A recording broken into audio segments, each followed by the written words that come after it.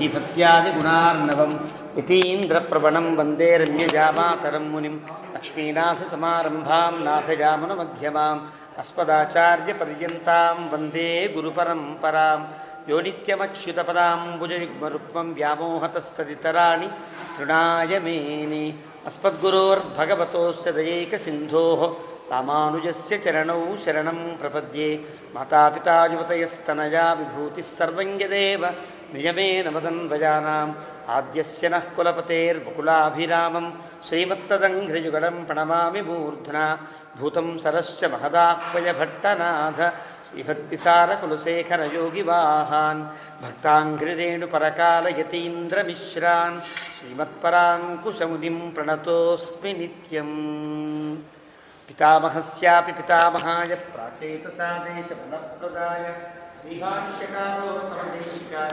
आचार्यानस्पदीयानपि परमगुरून् सर्वमाचार्यवर्गं श्रीमद्रामानुजाख्यं मुनिमखिलजनोद्धारणायावतीर्णं पूर्णार्यं यामुनेयं मुनिवरमथतौ रामराजीवनेत्रौ वन्देनाथं मुनीन्द्रं वकुलधरचमूनाथ लक्ष्मीमुकुन्दान् अस्मद्गुरुभ्यो नमः। शुक्लाम्बरधरं विष्णुं शशिवर्णं चतुर्भुजं प्रसन्नवदनं ध्यायेत् सर्वविघ्नोपशान्तये यस्य द्विरदवक्त्राद्याः पारिषद्याः परश्शतं विघ्नं निघ्नन्ति सततं विश्वक्सेनं तमाश्रये ज्ञानानन्दमयं देवं निर्मलस्फटिकाकृतिम् आधारं सर्वविद्यानां हयग्रीवमुपास्महे अभङ्गुरकलादानस्थूललक्षत्वमीयुषे तुङ्गाय महसे तस्मै तुरङ्गाय मुखे नमः। कूजन्तं राम रामेति मधुरं मधुराक्षरम् आरुह्य कविताशाखां वन्दे वाल्मीकिकोकिलं वाल्मीकेर्मुनिसिंहस्य कवितावनचारिणः शृण्वन् रामकथानादं को न याति पराङ्गतिं यः पिबन् सततं रामचरितामृतसागरम् अतृप्तस्तं मुनिं वन्दे प्राचेतसमकल्मषं गोष्पदीकृतवाराशिं वशकीकृतराक्षसं रामायणमहामालारत्नं वन्दे लीलात्मजम् अञ्जनानन्दनं वीरं जानकीशोकनाशनं कपीशमक्षहन्तारं वन्दे लङ्काभयङ्करम् आमिषीकृतमार्ताण्डं गोष्पदीकृतसागरं तृणीकृतदशग्रीवम् आञ्जनेयं नमाम्यहं मनोजवं मारुततुल्यवेगं जितेन्द्रियं बुद्धिमतां वरिष्ठं वातात्मजं वानरयूथमुख्यं श्रीरामदूतं शिरसा नमामि। उल्लङ्घ्य सिन्धोः सलिलं सलीलं विश्वोकवह्निं जनकात्मजायाः आदाय तेनैव ददाहलङ्कान् नमामि तं प्राञ्जलिराञ्जनेयम् आञ्जनेयवतिपाटलाननं काञ्चनाद्रि कमनीयविग्रहं पारिजाततुलमूलवासिनं भावयामि पवमाननन्दनं यत्र यत्र रघुनाथकीर्तनं तत्र तत्र कृतमस्तकाञ्जलिं बाष्पवारि परिपूर्णलोचनं मारुतिं नमत राक्षसान्तकं वेदवेद्ये परे पुंसी जाते दशरथात्मजे वेदः प्राचेतसादासीत् साक्षात् रामायणात्मना चरितं रघुनाथस्य शतकोटिप्रविस्तरम् एकैकमक्षरं प्रोक्तं महापातकनाशनं शृण्वन् रामायणं भक्त्या यः पादं पदमेव वा स याति ब्रह्मणस्थानं ब्रह्मणा पूज्यते सदा। वाल्मीकिगिरिसम्भूता रामसागरगामिनी पुनाति भुवनं पुण्या रामायणमहानदी श्लोकसारसमाकीर्णं सर्गकल्लोलसङ्कुलं काण्डग्राहमहामीनं वन्दे रामायणार्णवं यः कर्णाञ्जलिसम्पुटैः अहरः सम्यक् पिबत्यादरात् वाल्मीकेर्वदनारविन्दगलितं रामायणाख्यं मधु जन्मं व्याधिजराविपत्तिमरणैः अत्यन्तसोपद्रवं संसारं सविहाय गच्छति पुमान् विष्णोः पदं शाश्वतं तदुपगतसमाससन्धियोगं सममधुरोपणतार्धवाक्यबद्धं रघुवरचरितं मुनिप्रणीतं दशशिरसश्च वधन्निशामयध्वं श्रीराघवं दशरथात्मजमप्रमेयं सीतापतिं रघुकुलान्वयरत्नदीपं अजानुबाहुमरविन्ददलायताक्षं रामन्निशाचरविनाशकरं नमामि। वैदेहीसहितं सुरद्रुमतले हैमे महामण्डपे मध्ये पुष्पकमासने मणिमये वीरासने सुस्थितम् अग्रे वाचगिति प्रभञ्जनसुते तत्त्वं मुनिभ्यः परं व्याख्यान्तं भरतादिभिः परिवृतं रामं भजे श्यामलम्। वामाङ्कस्थितजानकीं परिलसत्कोदण्डदण्डं करे చక్రంచోర్ధ్వకరేణ బాహుయుగళే శంఖం శరం దక్షిణే బిభ్రాణం జలజాతపత్రనయనం భద్రాద్రిమూర్ధ్ని స్థితం కేయూరాదివిభూషితం రఘుపతిం సౌమిత్రియుక్తం భజే ఆపదామపహర్తారం దాతారం సర్వసంపదాం లోకాభిరామం శ్రీరామం భూయో భూయో నమామ్యహం. తపస్వాధ్యాయనిరతం తపస్వీ వాగ్విదాం వరం నారదం పరిపప్రచ్ఛ వాల్మీకిర్మునిపుంగవం ధర్మాత్మా సత్యసంధశ్చ రామోదాశరథిర్యది పౌరుషే చ ప్రతిద్వంద్వః శరైనం జహి రావణిం సకృదేవ ప్రపన్నాయ తవాస్మీతి చ యాచతే అభయం సర్వభూతేభ్యో దదామ్యేతద్వ్రతం మమ. ధ్యాయే భద్రాద్రివైకుంఠరామం సీతారమాన్వితం శంఖచక్రధనుర్బాణధరం సౌమిత్రిసేవితం. శ్రీరామాయ నమః.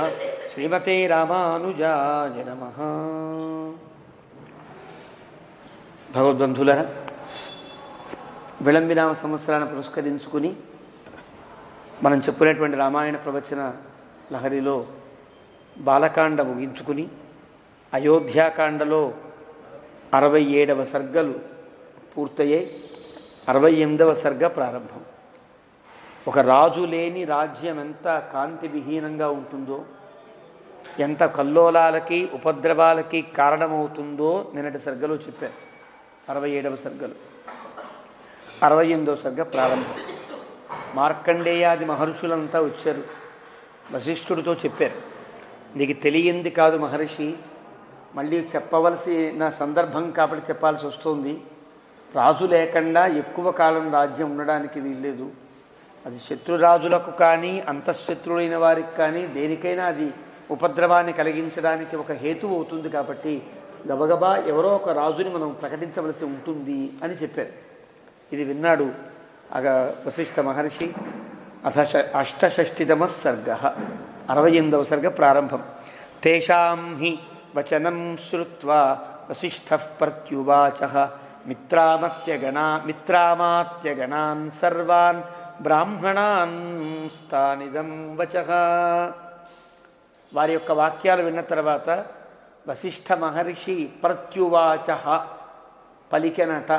ఎంత ఆశ్చర్యము అని అంటాడు వాల్మీకి. అంటే అర్థం, వశిష్ఠ మహర్షి ద్వారానే జ్ఞానం పొందిన వారు అందరూ కూడా. అలాంటి వారు చిన్నవారు పెద్దవారికి చెప్పే సందర్భం ఉంటుంది. ఉందనుకోండి, వచ్చిందనుకోండి, పెద్దవాడికి చాలా కోపం వస్తుంది. సహజంగా ఉండేదే కదా. నేనే నీకు చెప్తే నువ్వు నాకు చెప్పేంత వాడు అయ్యావా అని అనిపిస్తుంది. సందర్భాన్ని బట్టి, అక్కడ ఉండే ఒక సమయాన్ని బట్టి కొంచెం కోపం రావడం లాంటివి సహజంగా ఉంటాయి. అలా ఇప్పుడు వచ్చినట్టే వశిష్ఠ మహర్షికి కోపం వచ్చింది. కోపం రావాలి, కానీ మహాత్ముడు ఆయన ప్రత్యువాచః ఏమాత్రం కూడా కోప్పడకుండా వాళ్ళతో మాట్లాడుతున్నాడు. మిత్ర అమాత్యగణాన్ సర్వాన్, అందరినీ మిత్రులు అమాత్యులు అయిన వారందరినీ. మార్కండేయాది మహర్షులంతా మిత్రకోటిలోకి చెందినవారు, అమాత్యకోటి వేరే ఉన్నారు. వశిష్ఠో వామదేవశ్చ జాబాలి అథ కాశ్యప కాత్యాయన సుయజ్ఞ, వీళ్ళంతా అమాత్యుల్లోకి, వైదిక అమాత్యుల్లోకి వస్తారు. వీళ్ళు కాకుండా సిద్ధార్థుడని విజయుడని వీళ్ళంతా లౌకిక అమాత్యులు ఉన్నారు. వైదిక మంత్రులు, లౌకిక మంత్రులు, మార్కండేయాది మిత్రులు అందరూ ఉంటే వారందరితో చెప్తున్నాడు వశిష్ఠ మహర్షి. యదసౌ మాతులకులే పురే రాజగృహే సుఖీ భరతో వసతి భ్రాత్రా శత్రుఘ్నేన సమన్వితః. ఏ భరతుడైతే వారి యొక్క మేనమామగారింట్లో, మాతుల కులే రాజగృహే, ఆ మేనమామగారింటికి రాజగృహము అని పేరు. వారు ఆ పేరు పెట్టుకున్నారు. మన ఇంటికి ఏదో రామాయణమనో ఏదో రామపదమనో పేరు పెట్టుకున్నట్లుగా వారు కూడా రాజగృహము అని పేరు పెట్టుకున్నారు. అలాంటి రాజగృహం అనేటువంటి దాంట్లో భరతుడు ఉన్నాడు. ఇప్పుడు అతను మనం పిలిపించాలంటే వేగంగా వెళ్ళేటువంటి దూతల్ని రప్పించండి. తచ్చీఘ్రం జవనా దూతా గచ్చంతు త్వరితై హయై ఆనేతుం భ్రాతరౌ వీరౌ కిం సమీక్షామహే వయం. తొందరగా వెళ్ళగలిగేటువంటి దూతలు ఎవరైతే ఉంటారో వాళ్ళని పిలిపించండి, వాళ్ళని పంపిద్దాం. మనం ఆ ఇద్దరనదముల్ని కూడా మాతుల కులం నుండి ఇక్కడికి రప్పిద్దాం. కిం సమీక్షామహే వయం, మనం కొత్తగా ఆలోచించవలసిన పనేము. దశరథ మహారాజు ప్రకటించాడు, భరతుడే రాజుని ప్రకటించిన తర్వాత మీలో ఎవరు రాజు, ఎవరి రాజు చేద్దామనేటువంటి సమీక్ష మనకు అవసరంలా, ఆయనే నిర్ణయించాడు. కాబట్టి కిం సమీక్షామహే భయం, మనం ఎందుకు ఆలోచించలేం. ఇంకా గచ్చంతు ఇతి తతస్సర్వే వసిష్ఠం వాక్యమబ్రువన్ తేషాం తద్వచనం శ్రుత్వా వసిష్ఠో వాక్యమబ్రవీత్. నిజమే, పంపించండి, రప్పించండి వాళ్ళందరినీ కూడా అన్నారు. అంటే వారందరి ఉద్దేశ్యంలో రాముణ్ణి వెనక్కి రప్పిస్తే మంచిదే కదా అని ఉద్దేశ్యం. పాపం వాళ్ళందరూ మార్కండేయ మహర్షులందరికీ కూడా తండ్రి గారు పరమపదించారు. కాబట్టి రాముణ్ణి కనుక వెనక్కి రప్పించగలిగినప్పుడు పెద్ద కుమారుడు కదా చేయాలి, పెద్ద కుమారుడు చేసినట్టు అవుతుంది. రాముణ్ణి రాజు చేయొచ్చు అనే అభిప్రాయాన్ని వాళ్ళ మనస్సులో పెట్టుకుని అని ఉండొచ్చు మార్కండేయ మహర్షులు, మనకేం చెప్పాల వ్యాఖ్యాతల్లో. కానీ వశిష్ఠుడు మనకెందుకు కొత్త ఆలోచన, దశరథుడే నిర్ణయించాడు కాబట్టి భరతుడినే రప్పిద్దాము అన్నాడు. అంటే ఎంత పిలిచినా వెనక్కి రాముడు రాడని తెలుసు. ఈ సమయంలో రాముణ్ణి రాజు చేయడం కూడా కరెక్ట్ కాదని తెలుసు. ఒకవేళ గనక రాముణ్ణి ఒప్పించి పిలిపించి రాముణ్ణి రాజు చేస్తే ఎలాంటి రాజ సంక్షోభం కలుగుతుందో మనం ఊహించవచ్చు. మళ్ళీ వెనక్కి రాముణ్ణి రప్పించడానికని అంతఃపురంలో ఏదో కుట్ర జరిగింది.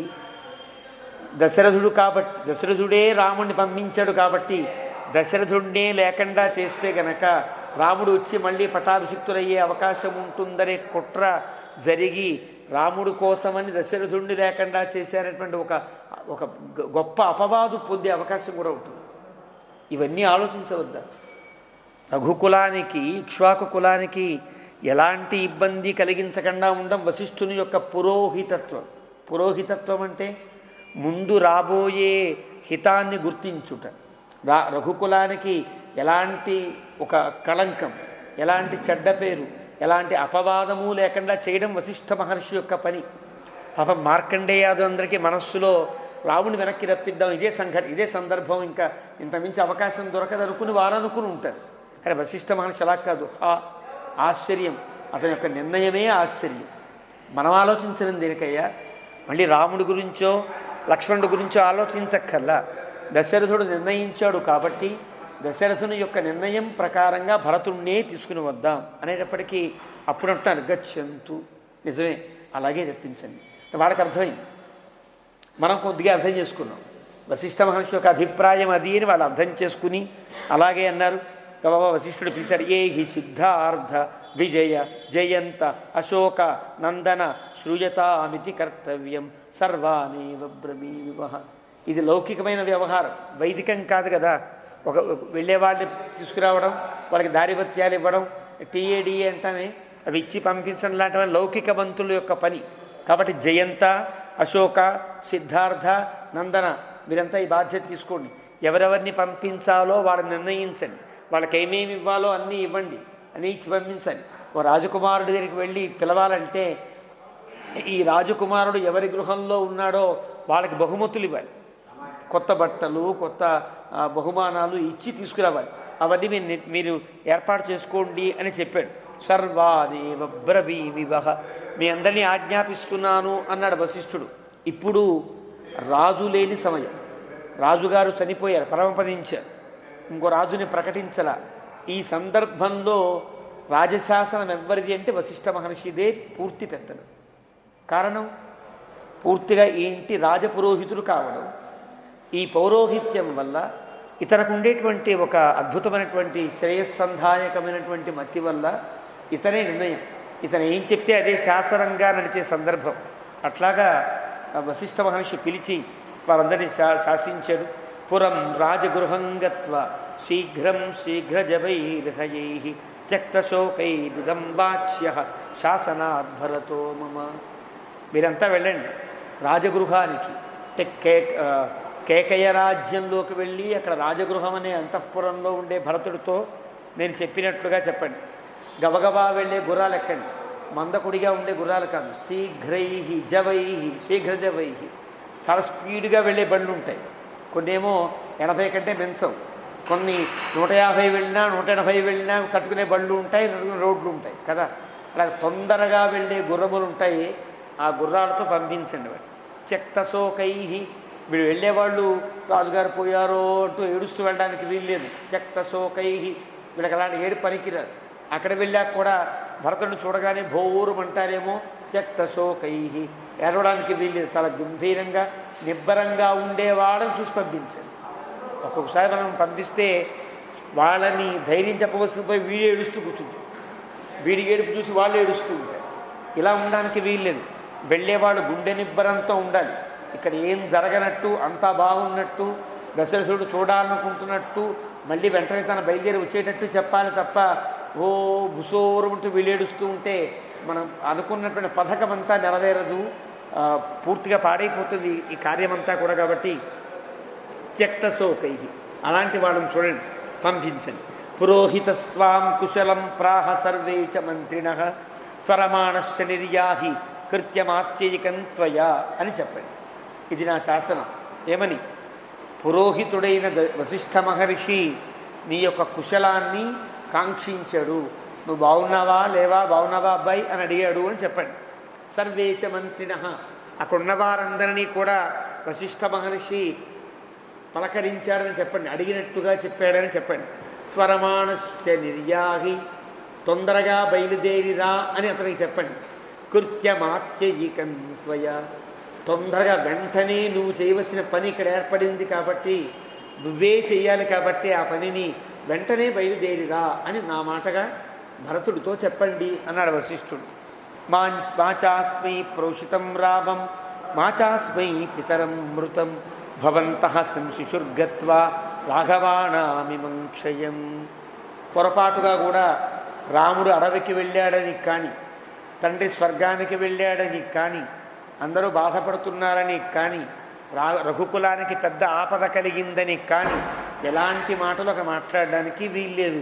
కౌశేయాని చ వస్త్రాణి భూషణాని వరాని చ క్షిప్రబాదాయ రాజ్ఞశ్చ భరతస్య చ గచ్చత.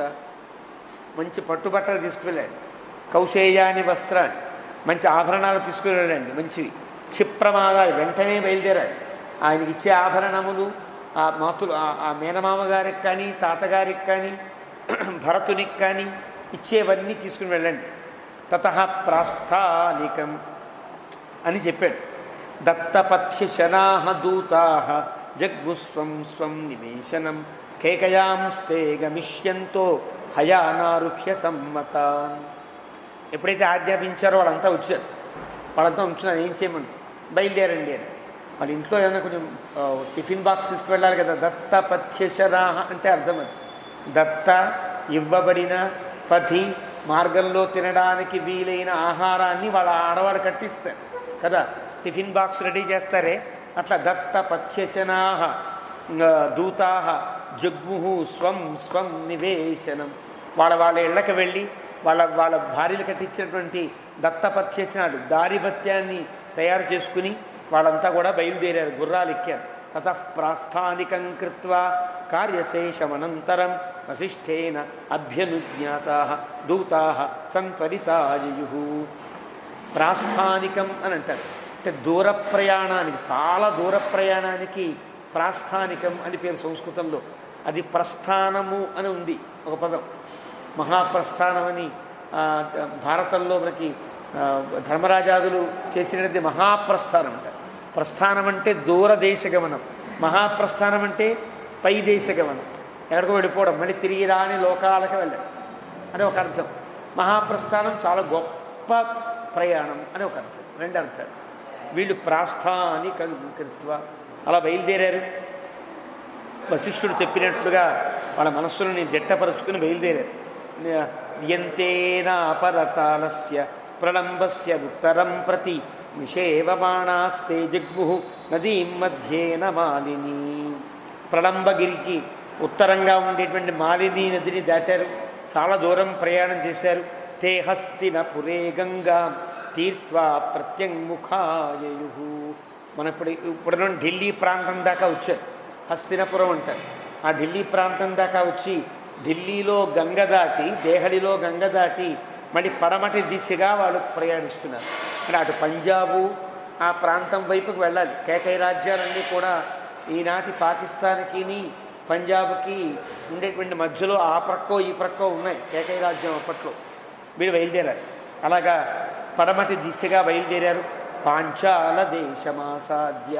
పాంచాల దేశం అంటే పంజాబ్, నేటి పంజాబ్ దేశాన్ని ఆనాడు పాంచాల దేశం అని పిలిచేవారు. అంటే పాంచాలి ద్రౌపది యొక్క ప్రాంతం, అది ద్రౌపది యొక్క ఊళ్ళు అవన్నీ కూడా. అక్కడి నుంచి కురుజాంగల దేశాన్ని దాటారు. సరాంశి చ సుపూర్ణాని నదీశ్చ విమలోదకా నిరీక్షమాణాస్తే జిగ్ము దూతా కార్యవశాధృతం. కార్యవశానికి ఉండేటువంటి వేగం వల్ల ఎక్కడా పెద్దగా ఆక్కండా మంచి నదులను సరస్సులను దాటుతూ గబగబా వాళ్ళు నిరీక్షమాణా దూతా ధృతం కార్యవశాత్ జిగ్ము గబగబా ప్రయాణం చేస్తున్నారు. తే ప్రసన్న ఉదకాం దివ్యాం నానా విహగ సేవితాం ఉపాతి జగ్ము వేగేన శరదండాంజనాకులాం. అలాగ ప్రపన్నోదకంగా ఉండేటువంటి ఒక దివ్యమైనటువంటి నది దాటి ఉపాతి జగ్ముహు వేగేన చాలా వేగంగా చేరుకున్నారు. శరదండాం జనాకులాం. శరదండ అనేటువంటి నదీ ప్రాంతం, ఆ ప్రాంతంలో ఉండేటువంటి జనాల సమ్మర్దంగా ఉంటుంది.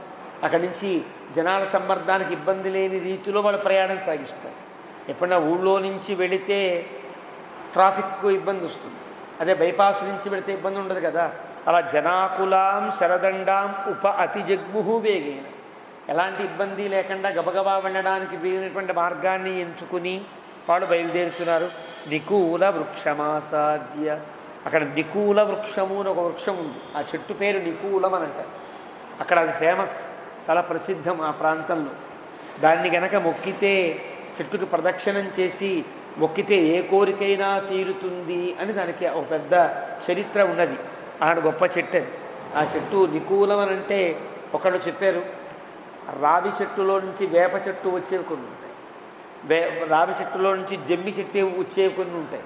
ఇలాగ 2 చెట్లు మహావృక్షములు కనుక పెనవేసుకుని పుడితే ఆ వృక్షములు 2 కూడా స్త్రీ పుం జాతులకు చెందినవి అయితే, అవి ఒక దేవతా వృక్షములు అయితే అది చాలా గొప్ప విశేషంగా భావిస్తారు. ఈనాడు చాలా చెట్ల దగ్గర సంతాన వేణుగోపాల స్వామి, సంతానాంజనేయ స్వామిని విగ్రహాలు పెడతారే, ఆ విగ్రహంలో ఆ మూర్తి సంతానాన్ని ఇస్తుందని కాదు, అలాంటి చెట్లు సంతానాన్ని ఇస్తాయి. అలాంటి చెట్ల దగ్గర మనకి భావన, చెట్టు మీద దైవీ భావన కలగడం కష్టం కాబట్టి ఆ చెట్ల కింద దేవతామూర్తులను పెడతారు. వేణుగోపాల స్వామిను, ఆంజనేయ స్వామిను, పీడలు పోవడానికి ఆంజనేయ స్వామిని, సంతానం కలగడానికి వేణుగోపాలమూర్తిని పెడతారు. ఇలాంటివన్నీ ఉంటాయి. ప్రాచీన కాలంగా శాస్త్రీయంగా ఉండేవి. అలాంటి నికూల వృక్షం ఉంది అక్కడ.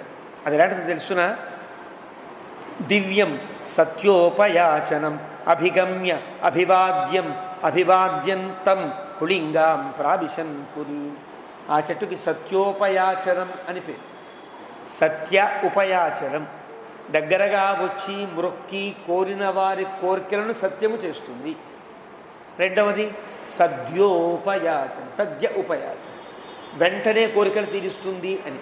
సద్య ఉపయాచనం కంటే సత్యోపయాచనం కరెక్ట్ అయిన పాఠం, సరైనటువంటి పాఠం. ఆ సత్యోపయాచనం అది. ఆ చెట్టుకు మురొక్కారు, చెట్టు చుట్టూ తిరిగారు. అక్కడి నుంచి వాళ్ళ నమస్కారం, వాళ్ళకంటూ కోరికలు ఏమి ఉన్నాయో మనకు తెలియదు, వాళ్ళకి వ్యక్తిగతాలే ఎవరికి వాళ్ళ కోరికలు ఉంటాయి. ఆ చెట్టుకు మొక్కి ఎక్కడ ఆగకుండా ఉన్నవాళ్ళు ఇక్కడ మాత్రం జాగ్రత్తగా దేవతావృక్షం మీద వాళ్ళకు ఉండే భక్తి, హైందవ సంప్రదాయంలో ఉండేటువంటి కొన్ని అలవాట్లు ఇవి పాటించాలి కదా.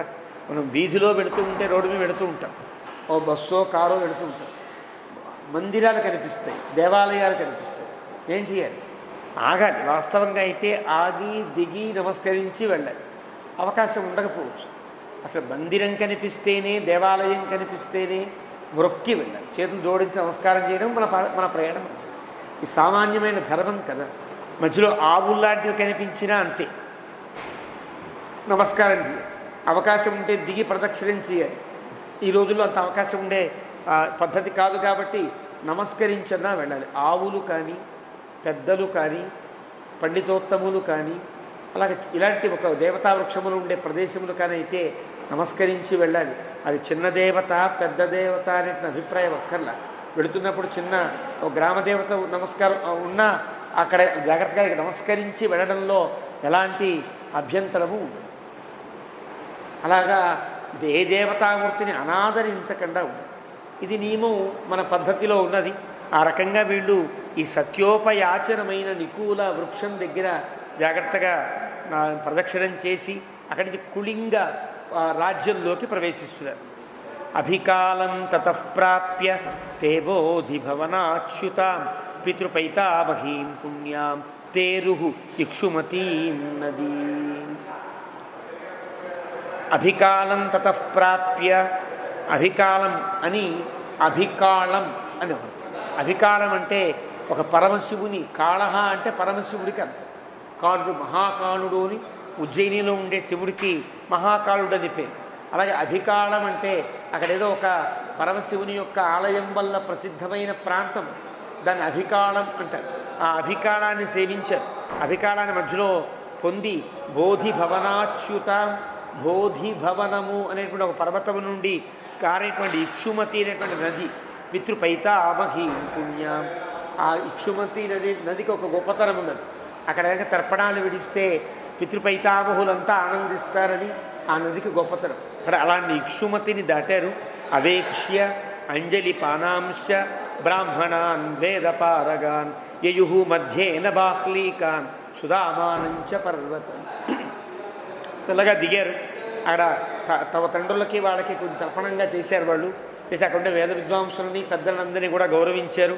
మళ్ళీ గుర్రాలెక్కి బాహ్లీక నగరములు దాటి సుధామానం అనే పర్వతం కూడా దాటుకున్నారు. అంటే ఆ ప్రాంతం ఒక అడ్రస్ చెప్తున్నారు. వాల్మీకి ఏ వైపు నుంచి వాళ్ళు వెళ్ళారో ఆ భావం అంతా చెప్తున్నారు. ఆ దారి యొక్క గొప్పతనం అంతా చెప్తున్నారు. విష్ణో పదం ప్రేక్షమాణ విపాశాంచాపి శాల్మలీ నదీ వాపీస్తటాకాని పల్వలాని సరాంసి చ. విష్ణో పదం, అక్కడ విష్ణు పదం ఉంది. అంటే గయ అనుకుందాం.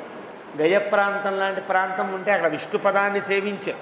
అక్కడ విపాశాంచాపి శాల్మలి, విపాష అని ఒక నది ఉంది. ఆ విపాష మనం ఈనాడు బియాస్ అంటాం. బియాస్ నది, వ్యాస్ నది అంటామే. దానికి సంస్కృతంలో రామాయణ కాలంలో విపాషా నది అని పేరు. అంటే అర్థం అన్ని పాశములను తొలగించు గొప్ప నదిగా దానికి పేరు. అలాంటి విపాషా నదిని దాటి శాల్మలి వృక్షం, పెద్ద బూరుగు చెట్టు. ఆ బూరుగు చెట్టు అక్కడ ప్రసిద్ధమైన, అంటే కొన్ని వందల సంవత్సరాలుగా ఉంది ఆ చెట్టు. ఆ చెట్టును దాటారు. అంటే ఒక బండ గుర్తులు చెప్తారు కదా, ఇలా వెళ్తే పెద్ద మర్రి చెట్టు ఉంటుందండి, అక్కడి నుంచి రోడ్డు తిరగాలి అని చెప్తారే, అలాగ పెద్ద శాల్మలి వృక్షం. ఆ వృక్షం పక్క నుంచి వీళ్ళు ప్రయాణం కొనసాగించారు.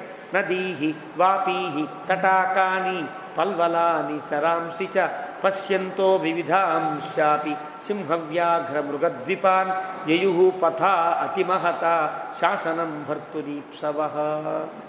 ఇలా అనేక నగరములను, అనేక నదులను, అనేక ప్రాంతాలని దాటుతూ వీరంతా కూడా ఆ శాసనం భర్తురీప్సవ, తమ నాథుడైనటువంటి, తమ భర్త అయిన, తమ రాజు అయినటువంటి, రాజు లేడు కదా, రాజుగారి శాసనాన్ని పాటిస్తున్నవారై అంటే అర్థమే. రాజుగారు లేకపోయినా రాజుగారు తర్వాత వశిష్ఠ మహర్షి ఆ స్థానంలో ఉన్నాడు కాబట్టి ఆయన కూడా రాజు లాంటివాడు. ఆయన శాసనం కూడా రాజశాసనం వంటిదే కాబట్టి భర్తురీప్సవ, రాజుగారు చెప్పిన శాసనాన్ని పాటిస్తున్న వాళ్ళే. అతి మహతా పథ, చాలా దూర ప్రయాణం చేసి వాళ్ళు ఎక్కడికి చేరాలో ఆ కేకయ రాజ్యానికి చేరారు. తే శ్రాంత వాహనా దూతా వికృష్టేన పథా తతః గిరివ్రజపురం శీఘ్రం ఆసేదురంజస. గిరివ్రజం పురవరం శీఘ్రమాసేదురంజస. ఈ కేకయ రాజ్యమునకి చుట్టూ ఉండే ప్రాంతానికి గిరివ్రజపురము అని, గిరివ్రజము అని కొన్ని కావ్యాల్లో మనకు వస్తుంది. ఆ గిరివ్రజము కేకయ ఉపత్యకములలో ఉండేటువంటి ప్రాంతం ఇది అంతా. అలా గిరివ్రజానికి చేరారు. అంటే రాత్రికి చేరారు, తెల్లవారితే ఆ కేకయ రాజ్యంలోకి వెళతారు. దాదాపుగా కేకయ రాజ్యానికి చేరారు. గుర్రాలన్నీ అలిసిపోయే, చాలా పెద్ద ప్రయాణం కదా, అలిసిపోయే. భర్తు ప్రియార్థం కులరక్షణార్థం భర్తుశ్చ వంశస్య పరిగ్రహార్థం అహేణమానాస్తరయాస్మదూతా రాత్ర్యాంతుతే తత్పురమేవ యాతాః. ఎక్కడన్నా ఆగిపోదామా అంటే రాత్రి అయిపోయింది కదా, ఆగిపోయి పొద్దునే వెళదాం అనుకోవడానికి వీలు లేకుండా భర్తు ప్రియార్థం, తమ రాజుగారికి ఇష్టం కలిగేటట్లుగా, ఆత్మకి శాంతి కలిగేటట్లుగా, కుల రక్షణార్థం, తమ యొక్క రఘుకులానికి రక్షణ కలిగేటట్లుగా భర్తుశ్చ వంశస్య పరిగ్రహార్థం, భరతుడు గబగబా వచ్చి రాజ్యాన్ని స్వీకరించేయడానికి వీలుగా అహేడమానాస్వరయా స్వదూతా, ఏమాత్రం అలసిపోకుండా వెళ్ళిపోదాం, ఏదైనా రాత్రైనా పర్వాలేదు, ప్రయాణించి తెల్లవారుజామున చేరుకోవాలి, రాజుగారికి చెప్పేయాలి అనేటువంటి కంగారుతో, రాజశాసనం మీద ఉండే గౌరవంతో రాత్రి మెల్లగా చేయకుండా రాత్రియాంతు తే తత్పురమేవ జాత. తు అంటే అర్థం అది, కష్టపడి నిజానికి చేరేటువంటి అవకాశం లేదు, రాత్రి ఆగాలి, ఆగి పొద్దున్నే తెల్లవారుజామున చీకట్లో ప్రయాణం చేయలేరు కదా. కానీ చీకటిలో కూడా ఈరోజైతే వీధి లైట్లు ఇవన్నీ ఉన్నాయి, కానీ ఆ రోజుల్లో ఆ ప్రాంతాల్లో వీధి లైట్లు ఉండేవో కావో మనం చెప్పలేం.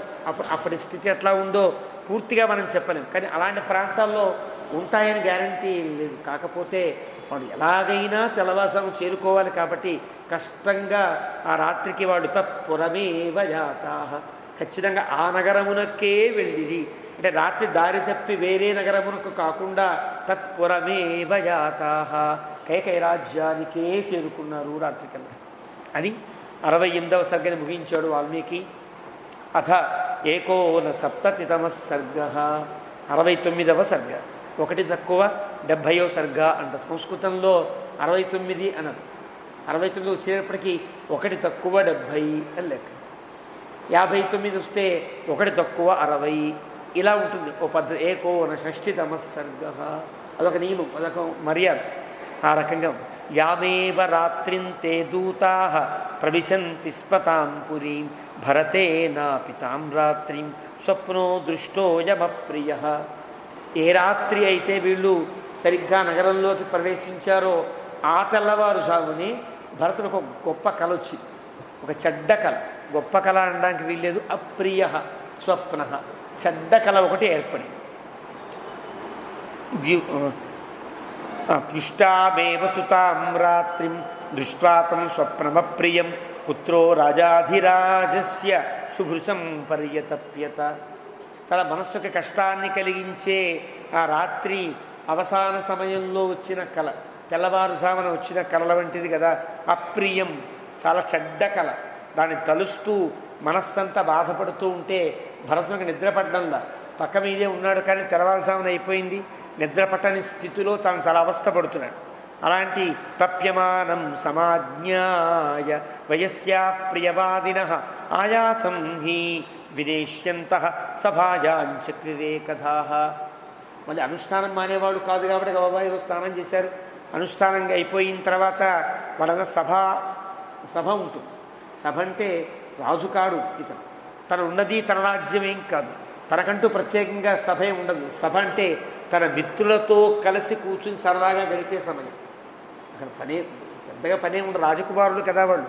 ప్రత్యేకంగా చదువులు పూర్తయిన తర్వాత ఉద్యోగానికి రాకుండా ఉంటే వాళ్ళ కాలం ఎలాగా సరదాగా గడుస్తుందో అలాగ భరతుడిని ఆనందపరచడానికని అతని చిన్ననాటి మిత్రులంతా చుట్టూ చేరతారు. వాళ్ళంతా చేస్తే వయస్యా ప్రియవాదిన ఆయాసం హి వినేష్యంత సభాయాంచక్రిరే కథా. భరతుడిని చూస్తే కొంచెం దిగాలుగా అనిపించింది, గమనించారు. భరతుడికి ఆనందం కలిగేటట్లుగా ఉండే కథలన్నీ చెప్పడం ప్రారంభించారు. ఒక్కొక్కరు ఒక్కొక్క కథ చెప్తున్నారు. రకరకాలుగా అతను ఆనంద పెట్టాలని మన ఉద్దేశ్యం. వయస్సులు కదా వాడంతా కూడా. అయితే వయస్సులు అంటే అర్థం చెలికాండ్రు అని అర్థం, స్నేహితులు అని అర్థం. వాళ్ళంతా అలాగ మాట్లాడుతున్నారు. వాదయంతి తథా శాంతిం లాసయంత్యపి చాపరే నాటకాన్యపరే ప్రాహు హాస్యాని వివిధాని చ. అతన్ని ఆనందపెట్టడం కోసం కొంతమంది వీణావాదం చేస్తారు. అతనికి ఏది ఇష్టమో ఆ ఇన్స్ట్రుమెంట్ వాయిస్తున్నారు, ఆనందపడతాడేమో అని. ఆనందపడ్డంలా కొంతమంది ఏమో లాసయంతి, నవ్వించడానికి రకరకాల జోకులు చెప్తారే, హాస్యోక్తులు చెప్తున్నారు. అయినా అతనిలో పెద్దగా ఆనందం లేదు. నాటకాన్యపి అపరే ప్రాహు, కొంతమంది ఏకపాత్రాభినయాల్లాగా నటించి అతన్ని ఆనందింపజేసే ప్రయత్నము చేస్తున్నారు. ఎక్కడ అతనిలో ఆనందం లేదు, దిగులు పోవట్లేదు. అలాంటి స్థితిలో వారందరినీ చూచారు. సతైర్మహాత్మా భరత సఖిభి ప్రియవాదిభి గోష్ఠీ హాస్యాన్ని కుర్వద్భి న ప్రాహృష్యత రాఘవ. వాళ్ళు ఎన్ని గోష్ఠీ హాస్యములు అంటారు. గోష్ఠీ హాస్యములంటే ఒక వయస్సు వాళ్ళు కలిసి, పెద్దవాడు కావచ్చు చిన్నవాడు కావచ్చు, సమాన వయస్కులై ఉండాలి. ఆడవాళ్ళు చిన్నవాళ్ళు పెద్దవాళ్ళతో కలిసినప్పుడు సరైనటువంటి సంభాషణలు సాగవు, తగినట్టు సాగుతాయి. అదే ఒక వయస్సు వాళ్ళు కలిస్తే వాళ్ళ సంభాషణలు వేరుగా ఉంటాయి. గోష్ఠీ హాస్యములు అని పేరు. అంటే ఏ వయస్సుకు చెందినటువంటి వాళ్ళు తమ వయస్కులతో కనుక కూర్చుని సరదాగా చెప్పే కబుర్లన్నింటినీ గోష్ఠీ హాస్యములని పేరు. అలా ఎన్ని చేసినా న ప్రాహుష్యత రాఘవ, ఏమీ ఆనందంతో లేడు. పవనా పట్టుకుని ఏదో బాధపడుతున్నట్టుగా కూర్చున్నాడు. ఎవరికి చెప్పుకోవాలి బాధ? తమబ్రవీత్ ప్రియసఖ భరతం సగభిర్వృతం సుహృద్భి పర్యుపాసీన కిం సఖే నానుమోదసే. అందరికీ అలా చూస్తే కొంచెం భయం వేస్తుంది కదా. చదువున్న వ్యక్తి ఎవడో వాడే మాట్లాడగలుగుతాడు. ఎక్కువ ఎంతమంది మిత్రులున్నా ఒక్కొక్క వ్యక్తికి ఒక్కొక్కడి మీదే స్నేహం ఉంటుంది, కొద్ది మంది మీద స్నేహం. అలా గొప్ప స్నేహితుడు ఒకడితో ఉన్నాడు. అతను మాట్లాడాడు. ప్రియసఖుడు కిం సఖే నానుమోదసే, ఏమిటి ఇలా ఉన్నావు, నవ్వట్లేదేమి, దిగాలుగా ఉన్నావేమీ అని అడిగాడు. ఏవం బ్రువాణం సుహృదం భరత ప్రత్యువాచ శృణుత్వం ఎన్నిమిత్తం మే దైన్యమే తదుపాగతం. అతను అడిగితే ఆ అడిగిన ప్రశ్నకి పాపం జవాబిచ్చాడు, బదులిచ్చాడు. ప్రత్యువాచ, అంత కష్టంలో కూడా మాట్లాడలేని స్థితి ఏదో ఏర్పడింది ఆయనలో. ఒక కన్న కళ యొక్క ఒక భయంకర స్థితి. దానివల్ల అలాంటి వాడు కూడా ఆ మిత్రుడు మాట్లాడించాడని చెబుతాను. కారణమేమో చెప్తాను, జాగ్రత్తగా విను. స్వప్నే పితరమద్రాక్షం మలినం ముక్తమూర్ధజం పతంతమద్రిశిఖరాతు కలుషే గోమయ హ్రదే. కలగన్నాను, మా నాన్నగారిని చూశాను కలలో. మలినం, ఒళ్ళంతా మట్టి కొట్టుకుపోయినట్లుగా ఉన్నాడు రాజు. రాజు ఎప్పుడు అలా ఉన్నాడు కదా.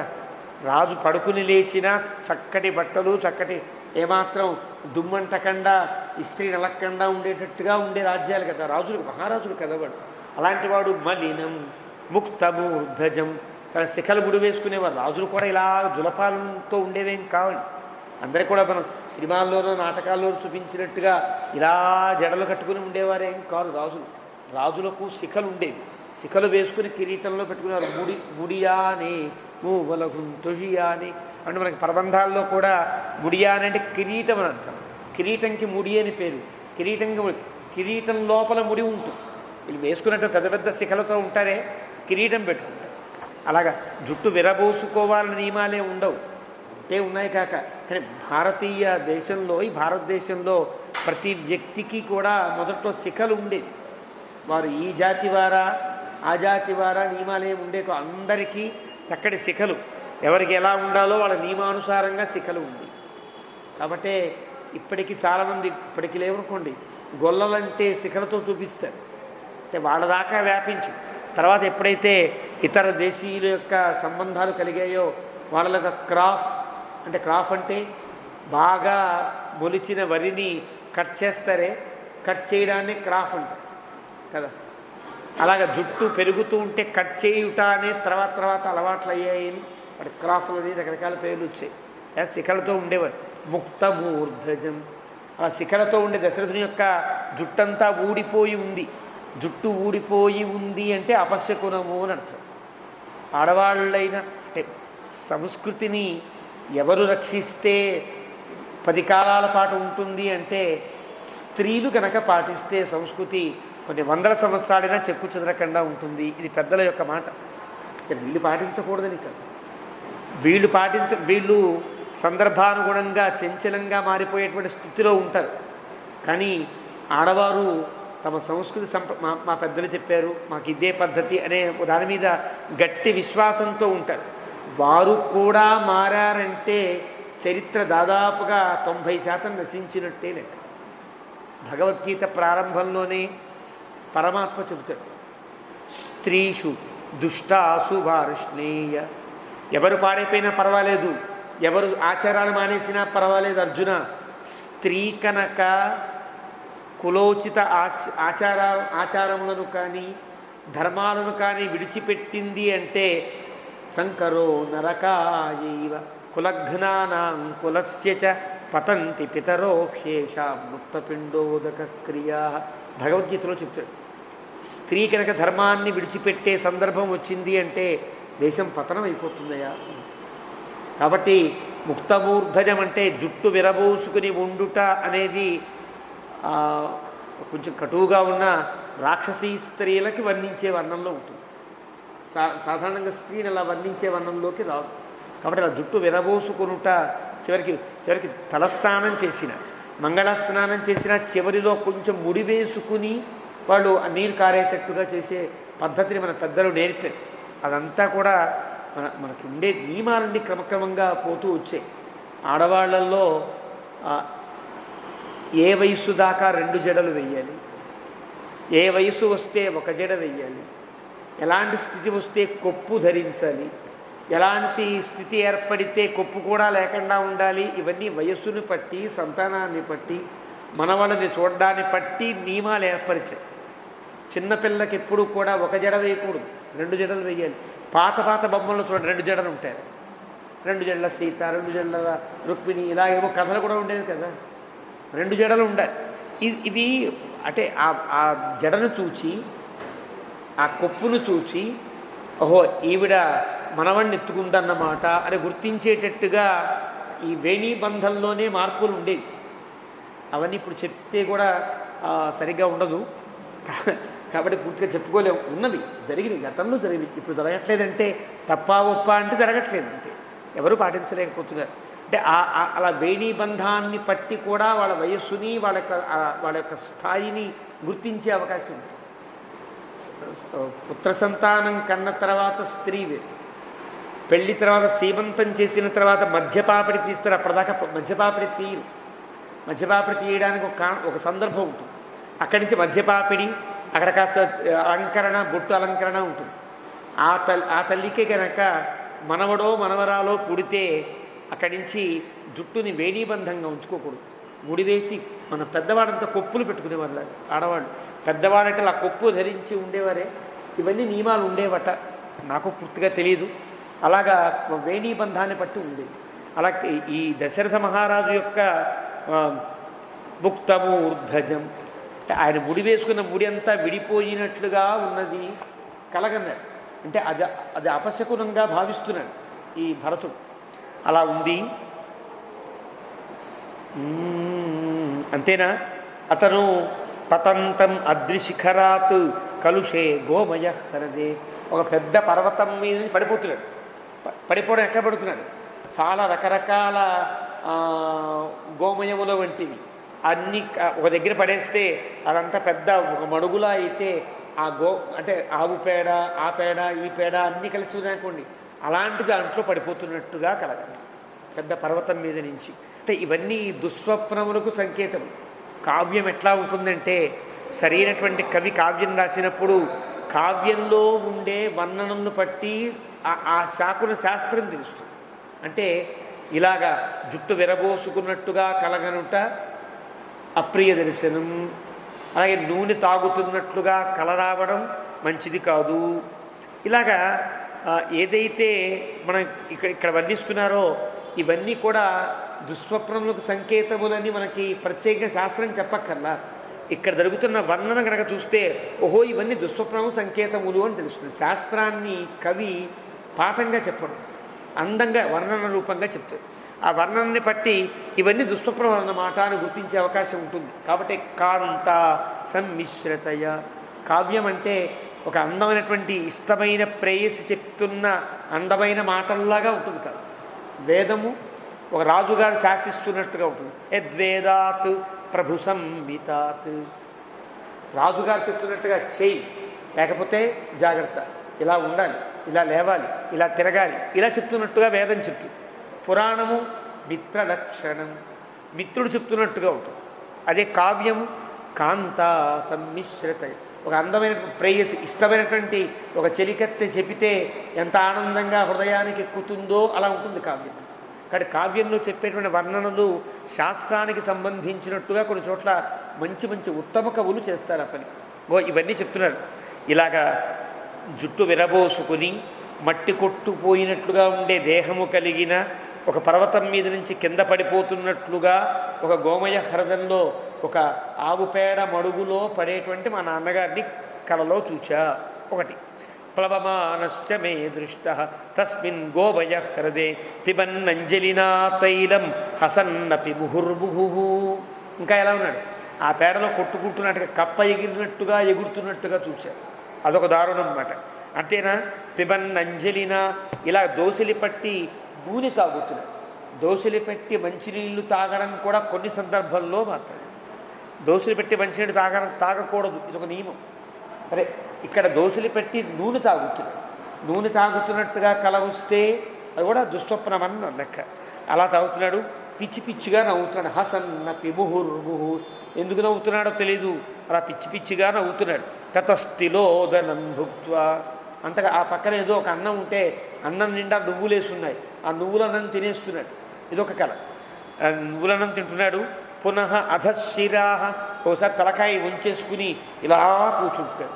తల వంచుకుని కూర్చోవడం, తల మీద చేతులు పెట్టి కూర్చోవడాన్ని పెద్దలు అంగీకరించారు. ఎందుకలా బుర్రవాళ్ళు చేశావు అని అంటారు. ఇలా వాల్చకూడదు. అంటే వాళ్ళే ఈ తల పొట్టని చూస్తూ ఉండేటట్లుగా కూర్చొనరాదు, ఇది నియమం. అదొక దారిద్ర్యానికి సంకేతం అని అంటారు. ఇక్కడ అధశిరాహ, ఇలా తల వంచి పొట్ట చూస్తున్నట్టుగా కూర్చుండిపోతున్నాడు. అంటే ఏంటి, నాకు పెట్టేవాళ్ళు ఎవరు లేరా, నాకు దరిద్రం పట్టిందే అనేటువంటి స్థితి కలిగిన వాడిలా దశరథుడు ఉన్నాడు. ఇవన్నీ ధర్మాలు, ఇవన్నీ కూడా. కాబట్టి తైలేన అభ్యక్త సర్వాంగ తైలమేవాగ అవగాహత. ఇంకో దగ్గర శరీరమంతా నూనె రాసినట్టుగా, నూనెలో మునిగినట్టుగా ఉంది. ఇంకో దగ్గర నూనెలో మునిగిపోయి ఉన్నట్టుగా కనిపించింది. నూనెలో మునిగే కదా ఉన్నాడు. అయోధ్యలో అతని యొక్క భౌతిక కాయాన్ని, చరమ కళేవరాన్ని, చరమదేహాన్ని నూనెలో పెట్టారు. నూనెలో ఉన్నట్లుగా కల వచ్చింది భరతుడికి. కళ నిజమా కాదా అని వేదాంతంలోనే పెద్ద స్వప్నాధ్యాయం. కళ మామూలుగా ఉన్న మాటల్లోనే ఆ కళ నిజమా అండి అంటాం. అంటే నిజమని కళ అబద్ధమని మా ఉద్దేశ్యం. కొన్ని సంప్రదాయాలు కూడా కళ అంటే అబద్ధమని చెప్పాయి. కానీ భగవద్రామానుజ సంప్రదాయం కళ కూడా నిజమే, దాన్ని నిరూపిస్తారు. కళలో ఉండే అంశములన్నీ దేని వల్ల ఏర్పడ్డాయో, అవి ఎలాంటి కర్మకి అవి పరిపాక దశలో, అది కర్మ యొక్క పరిపాకానికి, కర్మ యొక్క మన అనుభవానికి ఎట్లా నిరూపిస్తాయో చెబుతారు. కళ కూడా నిజమనంట.